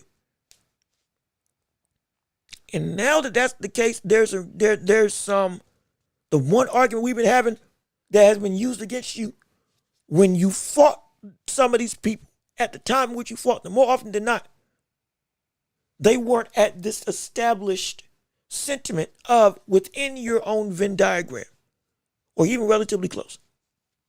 Now, with the bulk of this division at 140, there's a lot of people that fit into that Venn diagram. Not saying they're better than you. I'm saying they're around the talent level. Before you fought them, they were in and around that talent level. Amongst the elite. That's what we've been asking for. Now they're here. Now they're here. And like I said, we've said this about since we started this channel. We have said the same phrase just about since we started this channel. By force or by choice, you are going to have to make a decision of when you're going to take on some of these tests. And it's better if you do it by choice. Because if it's by force where you ain't got no choice but to fight some people or do something, oftentimes that's when stuff starts backfiring. Because against your own will, now there's a responsibility that you got to take on. That you could have done it earlier and garnered a reputation and respect in a different light and experience in a different light. To guide yourself through some of these challenges in an even easier fashion instead of going through and tiptoeing around certain situations. And now when you have to step into it fully, you're not as prepared as you thought you were. That's the struggle. That's the danger. That's the quicksand of business over legacy that can turn into a reality when it comes to a boxer's career.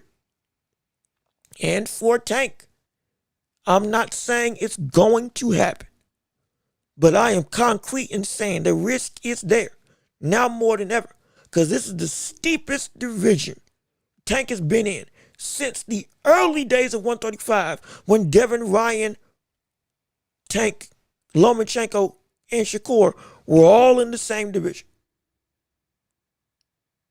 Deepest division he's been in since that moment in time.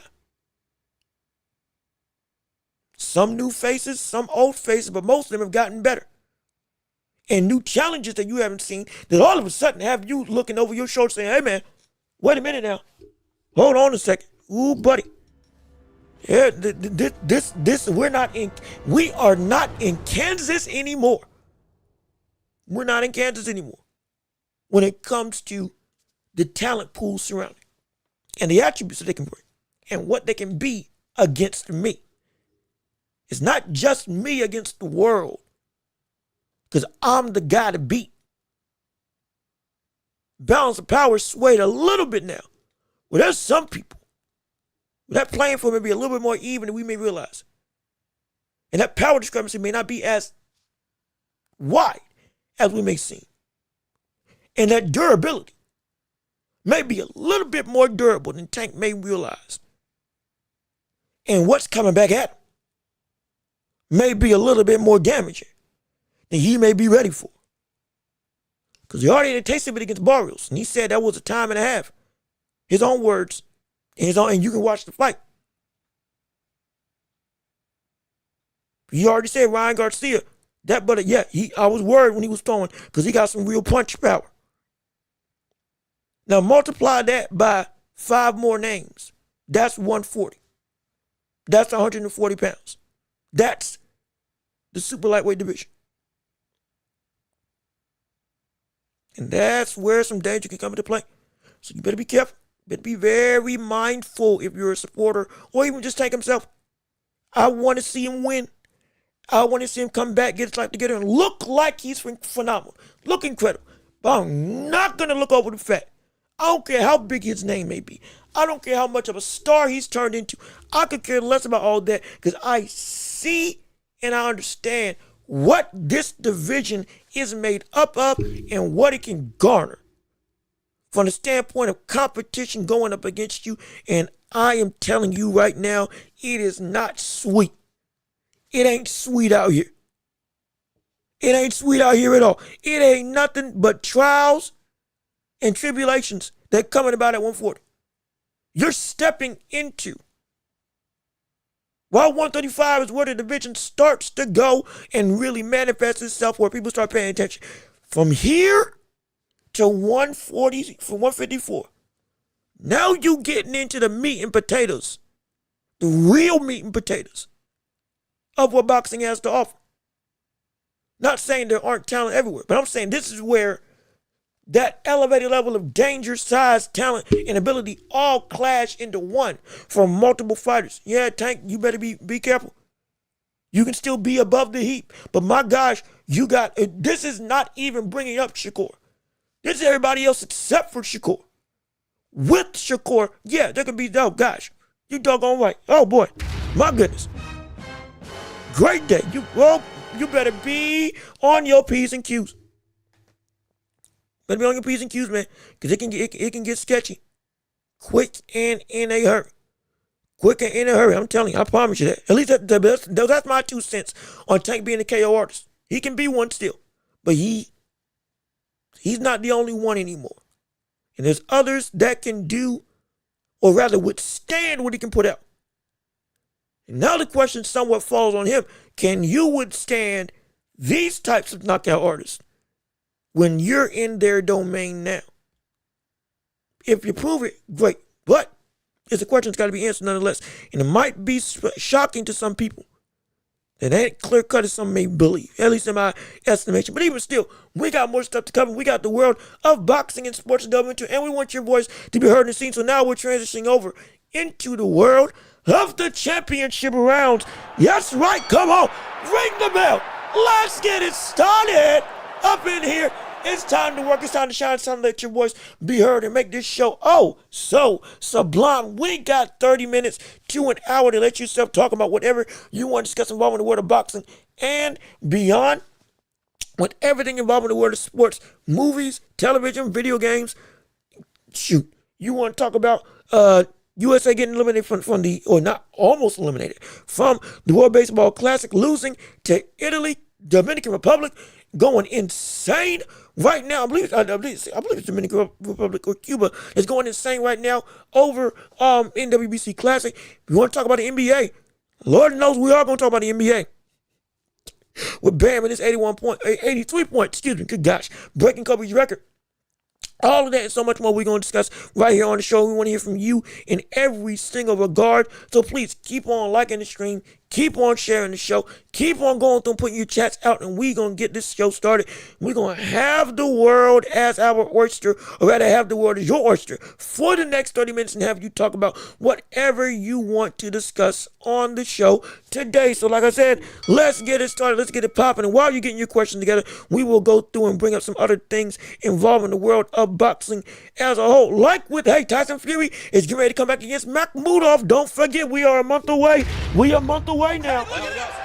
We're a month away from one of the more anticipated heavyweight returns in all of boxing.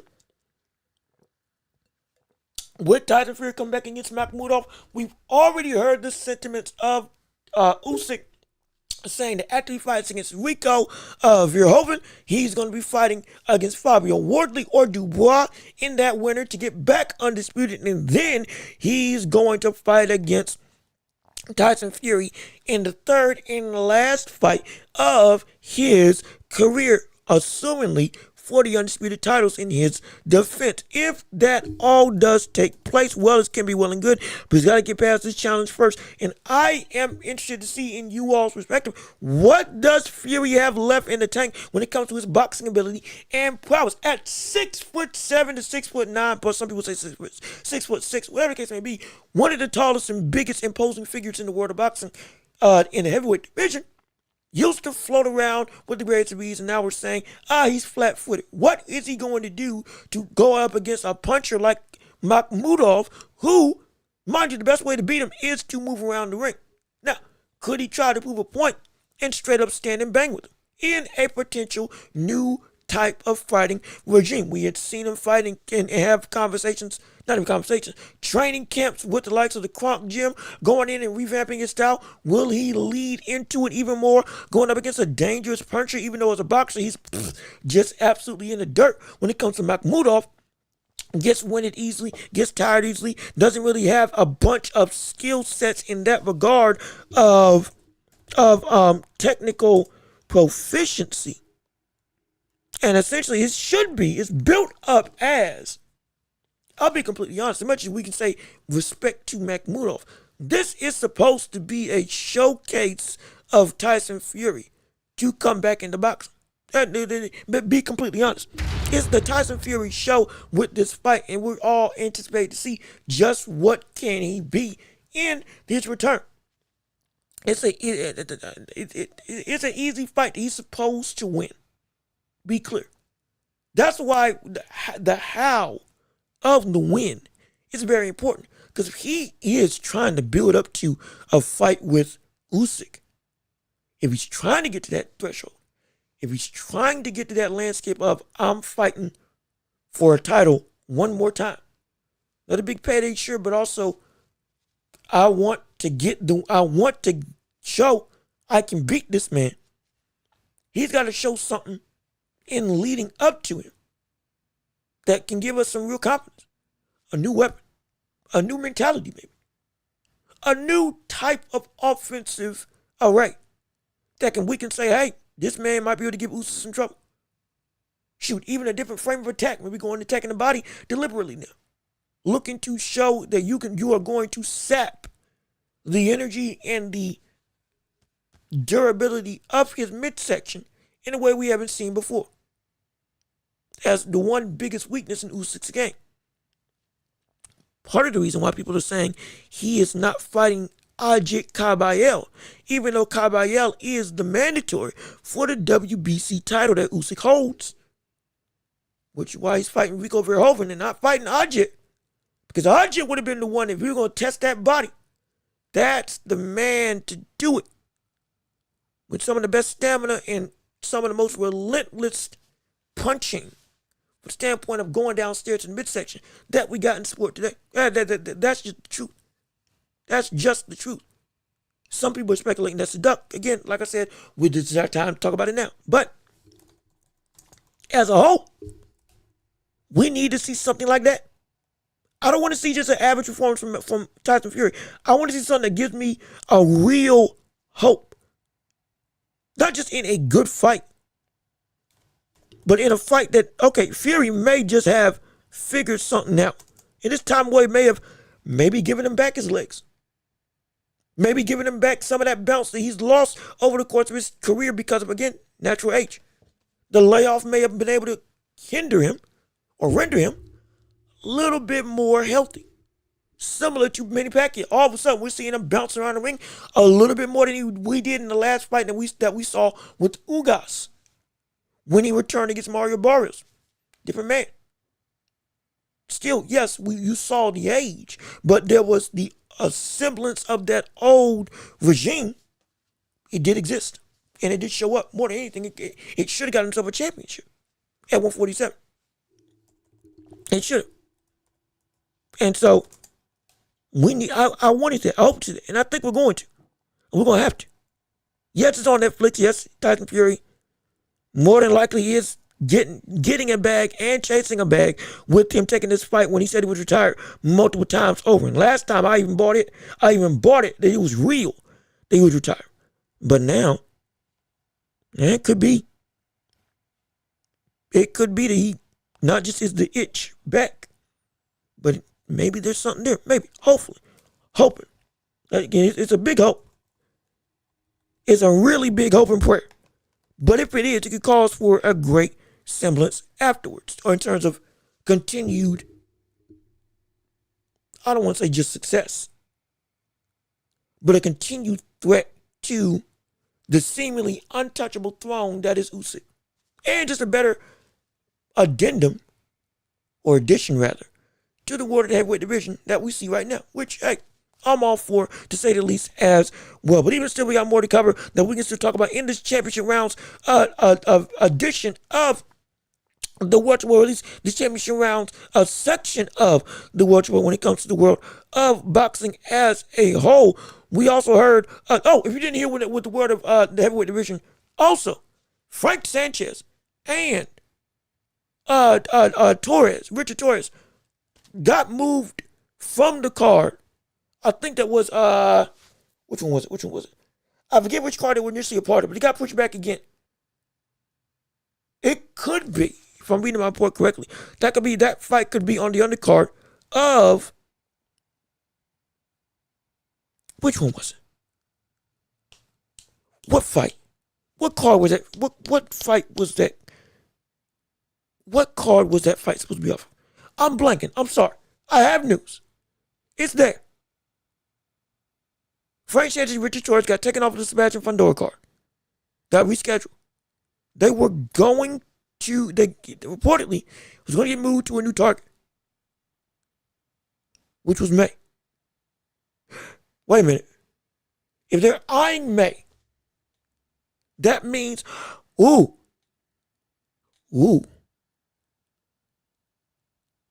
If they're eyeing a fight card for May, maybe it's a fight. It's going to be this card. Maybe. In fact, actually, let me rephrase that real quick before I even say that concretely. I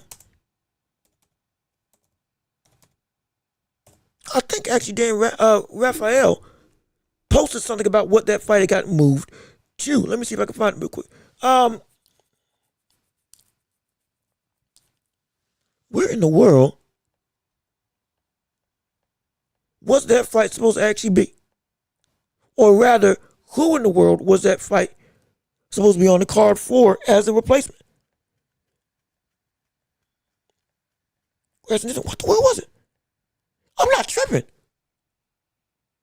It got moved from Sebastian Fundora. It's not on the card of Fundora card because Sanchez is injured. It's eyeing for May. Something had gotten. I thought I read something that with that fight getting pushed to May, it's getting moved to a different card. I can't find it anymore, but I believe it could be that we get that fight on the card with Benavidez and Zurdo Ramirez moved back. Since it's getting moved back to May, it's going to be on that undercard. Allegedly, reported. Again, allegedly, take it with a grain of salt. Find out for yourself, but I think that's what I saw as the next movement with the fighter in Rich Torres, who still looking to get championships, still looking to be a real threatening contender in the heavyweight world. If he beats Frank Sanchez, that would be a very impressive win, I'm not going to lie. That's a step up in competition that if he takes that, especially with him training with Bomac as his coach now, I'll be a little bit impressed. Not a little. I'll be, okay, I'll have to take you seriously. Because originally, I wasn't. Now, with this team and with Sanchez as an opponent, he beats him, I'll take him seriously. I'll give him some props. More than props. I'll say, okay, I will look at him as a legitimate potential contender in the world of the heavyweight division. I have no issue going about that frame of thinking, at least for me. But let me keep on reading and make sure. Oh, yeah, I forgot. Benavidez and Zurdo. That's what it was. I knew I was missing a topic. I was thinking I was missing something. I was trying to figure out. I went to championship rounds. I was trying to talk about something, And I felt I was missing something. This is what I wanted to discuss in the main show. We're going to move it in now. Might as well. Either way, we're going to talk about it. Benavidez versus Zurdo Ramirez in their matchups with each other for, I can't even say unification, but it's for Zurdo's unified championships. And this fight is with their first fight that they had with each other in like full-blown propensity. This is interesting. More than interesting. This is, hey, we're going to talk about a size difference. People have been asking. I'm trying to hear what they. Okay, yeah, there we go. In reference to them matching up with each other, my gosh, I'll say this. That, or this right here, I've never seen Benavidez. I've never seen Benavidez made it look like the smaller man. I've never. This is a different sight to see. The Mexican Monster in this type of situation, having himself a height difference that might not be drastic, but it's notable in the framework that Zurdo is a huge brother. A huge brother. The fact that Bevo beat him at this size, yeah, that's insane.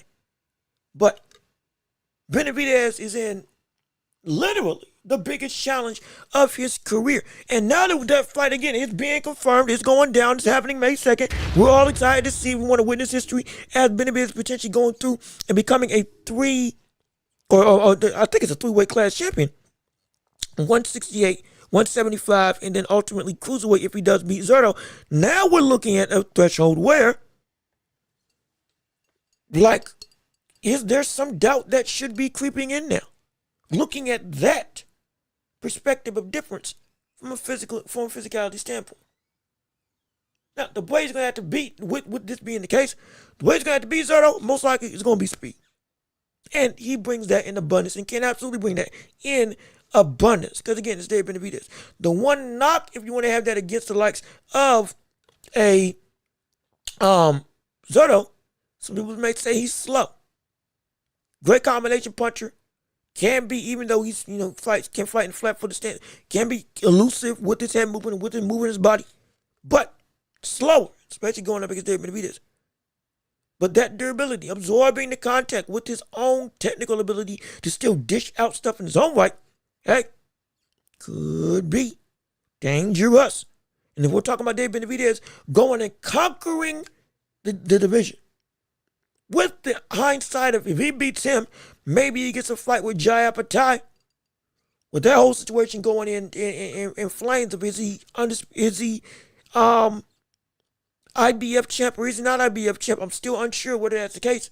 That's the fight that's on the docket, that's on the horizon. That's the fight that's in the main view of the public world. As if he fights and beats Zurdo, undisputed is almost a no-brainer. Unless he moves back down to 175, which he said that he could. There's a lot on the table for this fight. There's a lot on the table for what this fight can turn into. Same breath, the dangers of durability. For Benavidez is the one thing I will say right now I'm a little concerned about. And it's not because he gets caught a lot, but it's just that small inkling of since he's moved up at this division, when he's got caught clean with shots against people that can really punch, he's been dazed, or at least stunned in some regard. Gavassi gave him some shots that had him respecting Gavassi. He still fought like he fought, but you could see it. Okay, different level of power. Morrell caught him twice. One in when he was on the ropes, and one after the bell, but still he caught him twice. And people are arguing that he got knocked down when he fought against the likes of, or knockdown that should have been called when he fought against the likes of Morrell. And even though I believe that was a push, but regardless of which, he got stunned. Anthony Yard, he ain't laying nothing. He was able to take the punch from Anthony Yard take him well, move, dominate, and be what he needed to do, and knock him out, which again showed me, hey, buddy, this man's a different animal. But still, the danger of now at this division, if he does get caught and he does get cracked, even if it's few and far between, it's enough that Zerto can put a serious danger of Benavidez is hurt. Benavidez is in trouble. Benavidez may be ready to go. That type of conversation.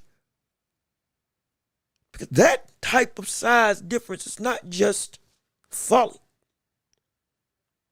There's a reason why this is so impressive. Benavidez does get this done and beat the likes of Zerto. Because that type of stringent and I mean deliberate course of physical prowess is something that Benavidez, up until this point in his career, has never had to overcome before with this type of talent as well as combination. But if he does, yeah, that's that. Like I said, he's already my top 5 pound for pound. He works his way up if he does this. He does. No question about it. He works his way up if he does this. Because I'm not going to look over your shoulder and say that this type of height discrepancy, this type of physical, both in like just straight up size and height, the body makeup and just straight up the physical stature. Yeah, this is a challenge. This is a challenge, excuse me. This is real. I mean, we talk about Benavidez's hands and how they're huge, but look at Zerto's hands. Look at his fist leading into his wrist. Like cruiserweight is a different world. To conquer in this type of world, yeah, that's gonna be tough. I think he can do it. I think he'll win, but it's gonna be hard, man. It's gonna be hard. In fact, I want to see if they actually have a stare down. Straight up, if they have a clip of them staring down. There we go. Yep. Like look at it. Benavidez is looking up at Zerto. This is ridiculous. From the perspective of him dealing with competition, this is a unique sight to see. But my gosh, man, if Benavidez can get this done against the proven track record and the physical stature of Zerto, this brother, he's a different animal. He's a different beast for me that I couldn't deny. He's a different beast for me that I just could not deny. I couldn't deny it at all. But yeah, but at least on that respect, that's what I wanted to say about Benavidez. Because we now get to see, okay, this is the type of challenge you're going up against him. Boy, it can be a danger. But last thing in the big zeitgeist of the sports world, if you follow the NBA, Lord knows I do. Big fan of it. Love to watch it. Some of y'all watch it right now, and some of y'all are fans of it. Absolutely. We got to witness history last night. My goodness. And what was one of the most similar to what we've seen with Kareem Abdul-Jabbar and LeBron breaking his scoring record. Wilt Chamberlain, Kobe Bryant was seemingly the two people that we would probably never see in at least the near future. Somebody come through and beat and eclipse them. Now we get to see the likes of Bam Adebayo.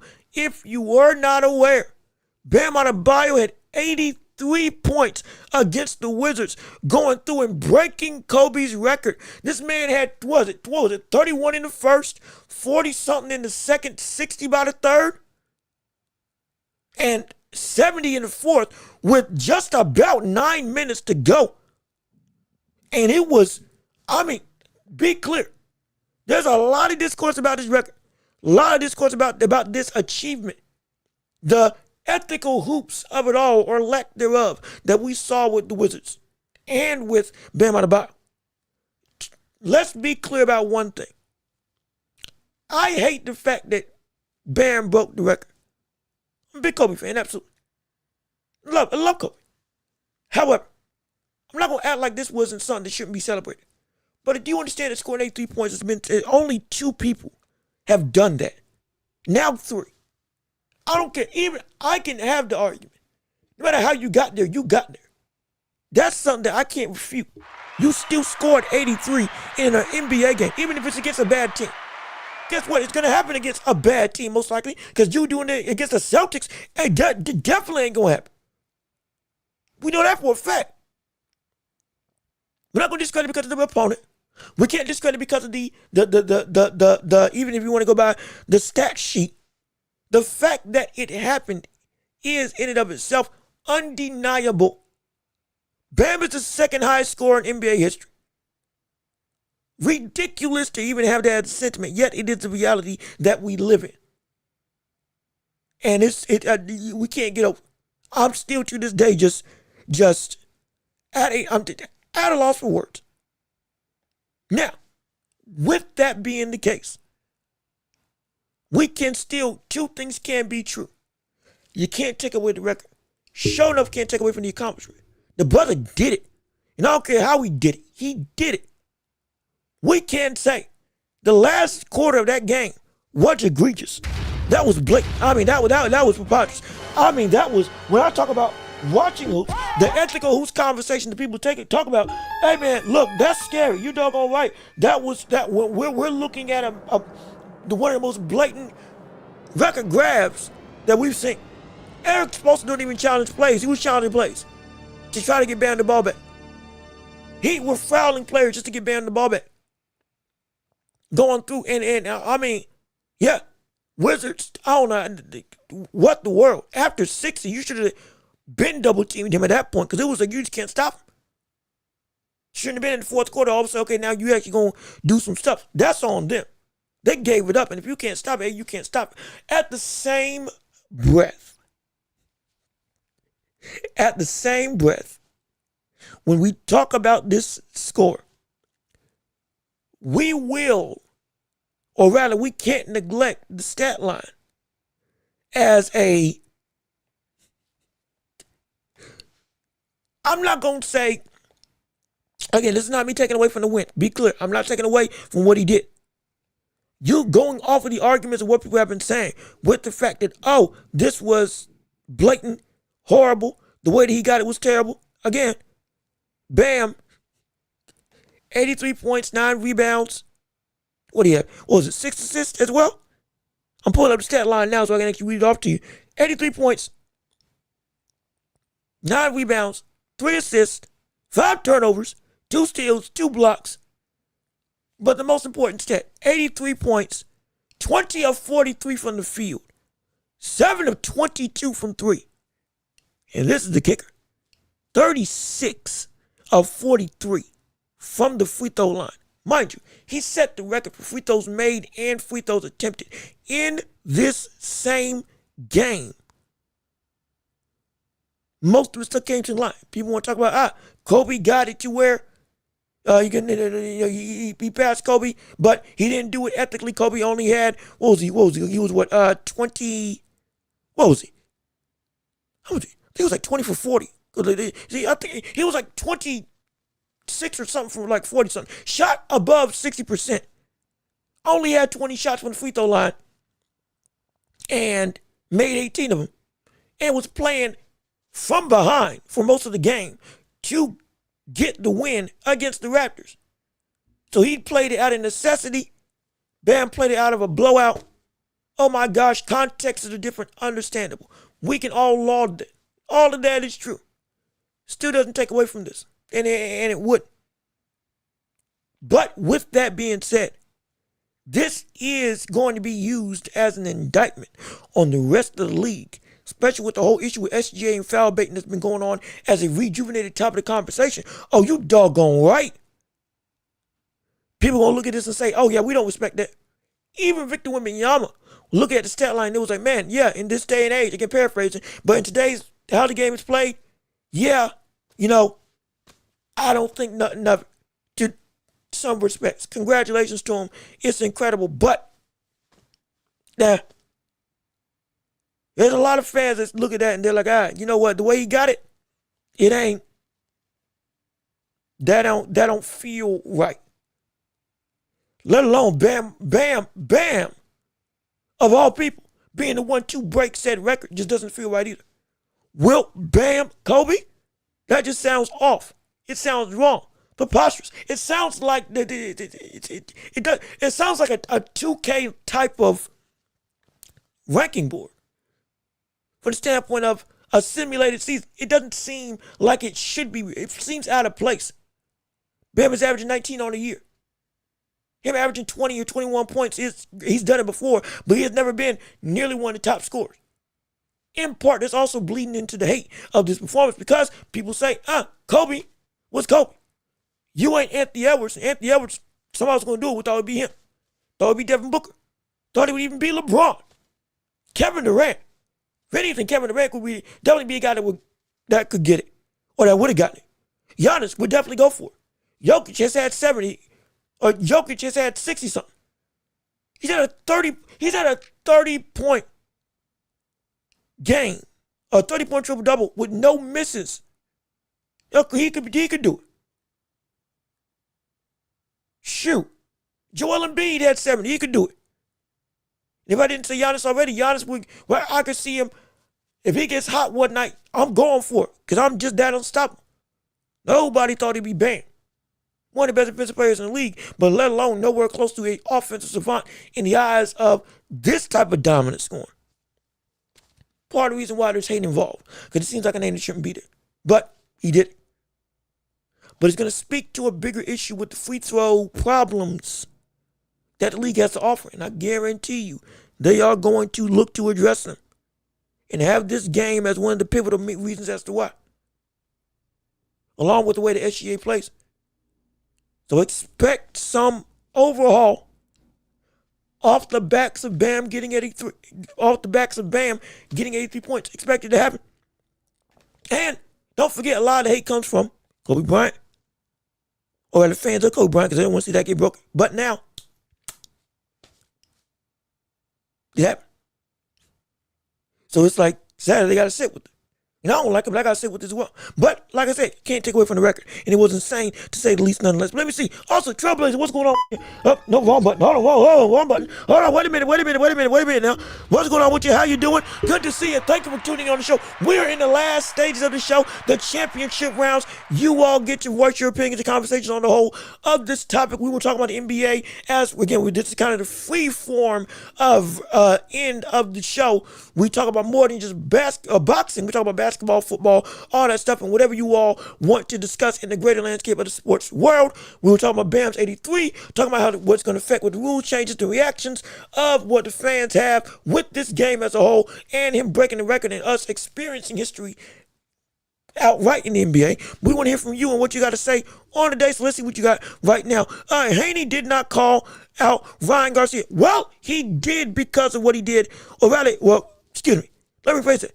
His promotion, Devin Haney Promotions, which it's get vetted through Devin Haney on whether or not to post stuff, because again, he's involved with it. But he put out a social media tweet involving this. I'll show it to you right now. I got evidence. Here you go, right here. I'll go through. He posted it to his Instagram. It got screenshotted and shared all around Twitter. And his official Haney Promotions Instagram showed Haney versus Garcia, April 5th, or rather, excuse me, September 5th, in Algier. Is it Algier? I think it's Algier. I want to say All Giant, but I don't think it's right. I'll just say Algier for sake of reference. If I'm wrong, oh well. But Algier Stadium, they want to make it happen. And ROLLY confirmed afterwards he's in talks, and they think the fight's going to get signed with Ryan and Devin Haney. So, looks like the first fight is going to be outright. ROLLY versus Devin Haney for unification.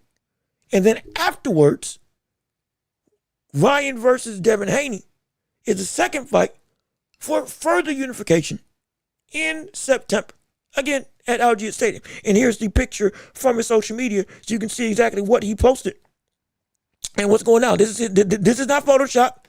This is his official, or rather the Haney Promotions official panel or official Instagram. As you can see up here. And this is the fight that didn't want to happen. Apparently. And so, seemingly, everything's already set in stone. Again, from the Haney side, this is the plan, the blueprint. Yes, no contracts have been signed. Yes, nothing has been, okay, we're on the dotted line. But I'm saying seems to be, from the Haney camp, this is the agreed upon situation of if I beat ROLLY, I'm coming after Ryan And this is the date that we want. Straight up. And I guarantee you, Devin Haney will not let this go through without his yes or no. Because he's been adamant. If Bill Haney and Devin Haney have been like, well, we don't want to talk about Ryan Garcia, we ain't going to talk about Ryan Garcia. If we're not thinking about him, we're not going to deal with him. But if we are, we will. Like I said, they don't duck smoke. They don't avoid competition. We've said that multiple times on the channel. Regardless of what we've said about them in their career, they don't duck smoke. None of them. I've said that from the jump. I've made sure people know that when it comes to my sentiments on Devin Haney. And so this is what he has allowed to be put out involving his own promotional perspectives or promotional outlets. And you doggone right, this is what they're looking at make happen. And so, man, I'm excited for it. I can't wait to see. I want to see. If this is the case, then yeah, I'm excited. I want to see. And if I'm wrong, well, hey, if I'm wrong, then they let me wrong. Because this is from them. This ain't me making stuff up. Because we don't do that on this show. We try to make it do what it do.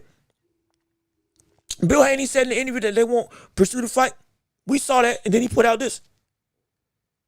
That's the thing. This is the most recent thing that we've seen be put out from the Haney camp.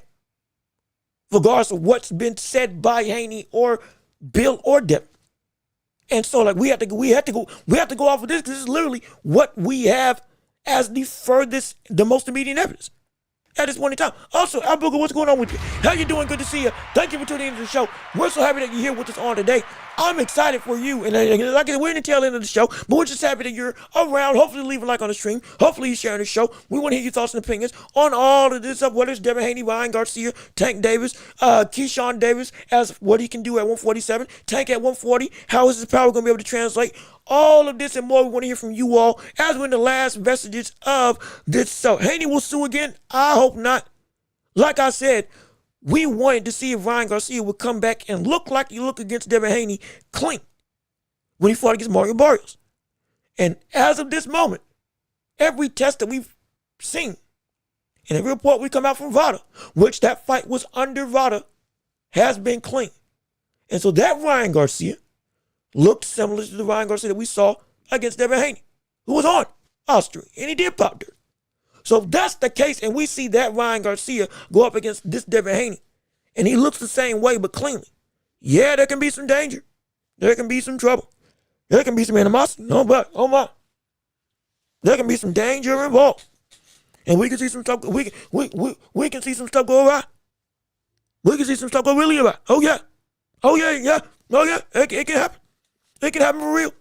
It can happen for real. It can happen for real. And that's why we want this to be the real road to success, because it would lead to an even bigger outcome of exciting type of fights. Because Devin versus Ryan for unification with nearly every belt on the line and the ring and lineal in a grudge match, it just about writes itself. Haney's team's out here talking about, or Haney's team out there as, man, talking about fighting Xander, and they are. They brought up fighting Xander Zayas. They even brought up potentially fighting Keyshawn Davis. Now, they're going to go at the championship before they fight against Keyshawn Davis. Be clear. That's going to happen. Keyshawn's best bet to get a title would be to go and fight against Lewis Crocker. Him going up to 140, or excuse me, Haney going up to 154, mind you, was with the caveat that fights at 147 couldn't be made, like with Ryan Garcia. That's what he said. But it seems like both the fights with ROLLY and Ryan are on the table to be made to happen. So I ain't got no business moving up to 154 anymore, at least in the immediate. Because contract's been sent by ROLLY. Looks like they're getting ready to sign. And again, I'll play the clip again if you didn't get to see it as part of the show earlier on the day. I'll bring it up right now. Let me go find. Let me scroll down. Hold on. Hold on a minute. Come on, ROLLY. Don't fail me now. ROLLY, I trust you. Come on, ROLLY. Here we go. And we play this clip. We're not trying to be Rolly in the ring. we're not trying to be beat a dead horse, but some people may not have seen that this is going down. He put out Rolly said, "Yeah, we getting the fight signed," and I'll play it for you right now, once again, so you can hear exactly what Rolly had to say from his own words. This year. Well, I think we have Devin lined up for May, at the end of May. So I mean, it's been a whole week now. And they're still trying to go back. They don't want to sign the contract, but I mean, it's looking like they will. It's looking like they will. And so again, as you can see again from Rolly's words, contract got sent. He's saying they don't want to sign, but it's looking like they will actually sign the fight. I think it's a fight that Devin Haney can win. Get a belt, take it in Ryan, unification for a majority of the titles. Makes the fight, if it is at Algiers Stadium, even more of a grand affair. And it would make sense. And it would feed into the sentiments of outright rivalry and all around the people, at least in my perspective. And so I think, yeah, it's real. I do think it's happening. I do believe that's what we're going to see. And if we do, I can't wait for it. Oh, I can't wait for it. It's going to be so phenomenal. But we still want to hear from you all in regards to sports, to the sports world, with anything involving the world of boxing and beyond. I'll do one last check to make sure we haven't missed any potential breaking news involving the world of sports, as we'll do the last call for the world of boxing and for our show as we get ready to end off the afternoon. Last call for our show before we go and end it off and go and essentially about the rest of our afternoon and get ready for tomorrow.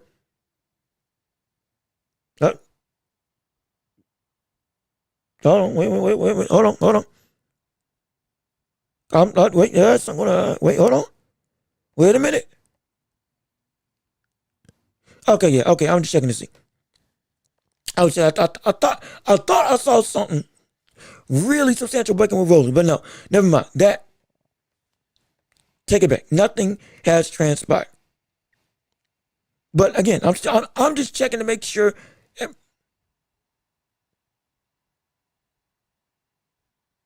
What's going on? What's going on, Oscar De La Hoya? Oh, he's speaking. Okay, I'm sorry. He's speaking on Jai Patai. He's speaking on Jai Patai and talking about how if you. Oh, I'm gonna say that for Friday. I'm gonna say that for Friday. Zuffa, the IBF debacle, those situations with people not getting what they thought they were going to get when it came to signing with Dana White. Oh, we might have to cover that on Friday when we have some more time, because that's getting very juicy from a lot of people, and more promoters are jumping in on the bandwagon to talk against Zuffa, talk against Dana White, and talk about how the fighters, what they think they're getting, they're not really getting, and what they think the opportunities that they believe they will be able to assess and to move out in their career might not be in the cards for them, as we've seen, or as was being talked about when it came to the rest of the grandeur of what Zuffa could be, as well as the pay is still in very much disarray from the perspective of what fighters are making in comparison to the boxing world, as well with the UFC, as well as with the UFC essentially saying, hey man, where's our piece of the pie? If you got money for them, you sure enough ain't got money. You sure enough got money from us, ain't you? You shouldn't you? You would think. But alas, whole nother conversation, which again we will bring up on Friday afternoon on tomorrow. We're gonna keep on talking, and we're gonna keep on divulging into the world of sports as a whole. We can't wait to hear from you all. But again, like I said, this is the last call. Is there anything you all want to say in the world of boxing that you want to cover? Any conversations that you want to have? Any types of real discourse, questions, comments, concerns, debates that you want to have involving me or involving the sport that you just have? Ask questions. If not, it's A-okay. We can wrap the show up and send it home, and we can go on and get out of here. No question about it. So, let me do one last check to make sure. So, yeah, I guess we done. I guess we finished. We ain't gonna hold you long. We're just gonna hold your attention up until we gonna give you, or up until we giving you all that we got from the standpoint of entertainment, and we're gonna let you go about your day, and we ain't gonna overstay our welcome. So with all of that being said, this has been another episode of The Watchable with me, your host, Jean-Luc Watch. Thank you so much for tuning in and listening to the show with us on today. It's been a pleasure working with you. It's been a pleasure having you all on stream, and it's been a pleasure listening to you all and your chats and comments and all of you engaging with the show. Thank you to everybody who tuned in to the chat. Y'all were absolutely wonderful.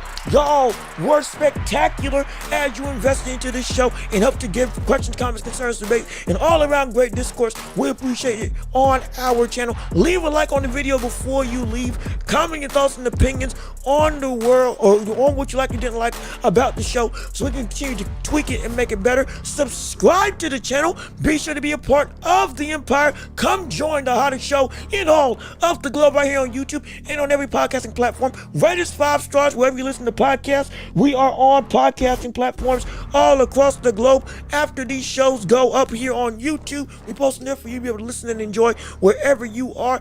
Please be sure to subscribe to the channel once again. Hit the notification bell so you know whenever we post right here on YouTube. And you can keep up with all the happenings that we have right here on the Watch Report, as well as do the most important thing, which is to share the show with everybody that you know, so we can keep on building up this empire together, all with you and your support. We can make it possible to grow bigger, better, and stronger for your viewing and listening pleasure. We can make this community oh so great and oh so grand, and one click and one share and simply being around for the ride makes a world of difference. One last shameless plug: if you can support the channel, we got Cash App and PayPal links down below in the description, as well as super chats and super gifts. If you can go and support on our channel, we can't do this without you viewers like you, or exactly what keeps the show afloat. And with you helping to make this show better, we can go and invest back into the show, as well as help me pay the bills on my end of the spectrum. Absolutely, because this is what I would love to do for a living. I can't do this without you all, and you all make this show oh so great. But with all that being said, we're going to see you all on Friday with more talking, with more conversation, with more discussion, and with you controlling the show, because it is indeed the championship rounds all day long tomorrow. So be here for that. And hey, I've been trying to watch. Y'all have been wonderful. Peace and love. Oh, we are out of here. Yes, sir. We're going to see you all on Friday. Be safe. Be blessed. Salute to you. Peace and love. We out of here.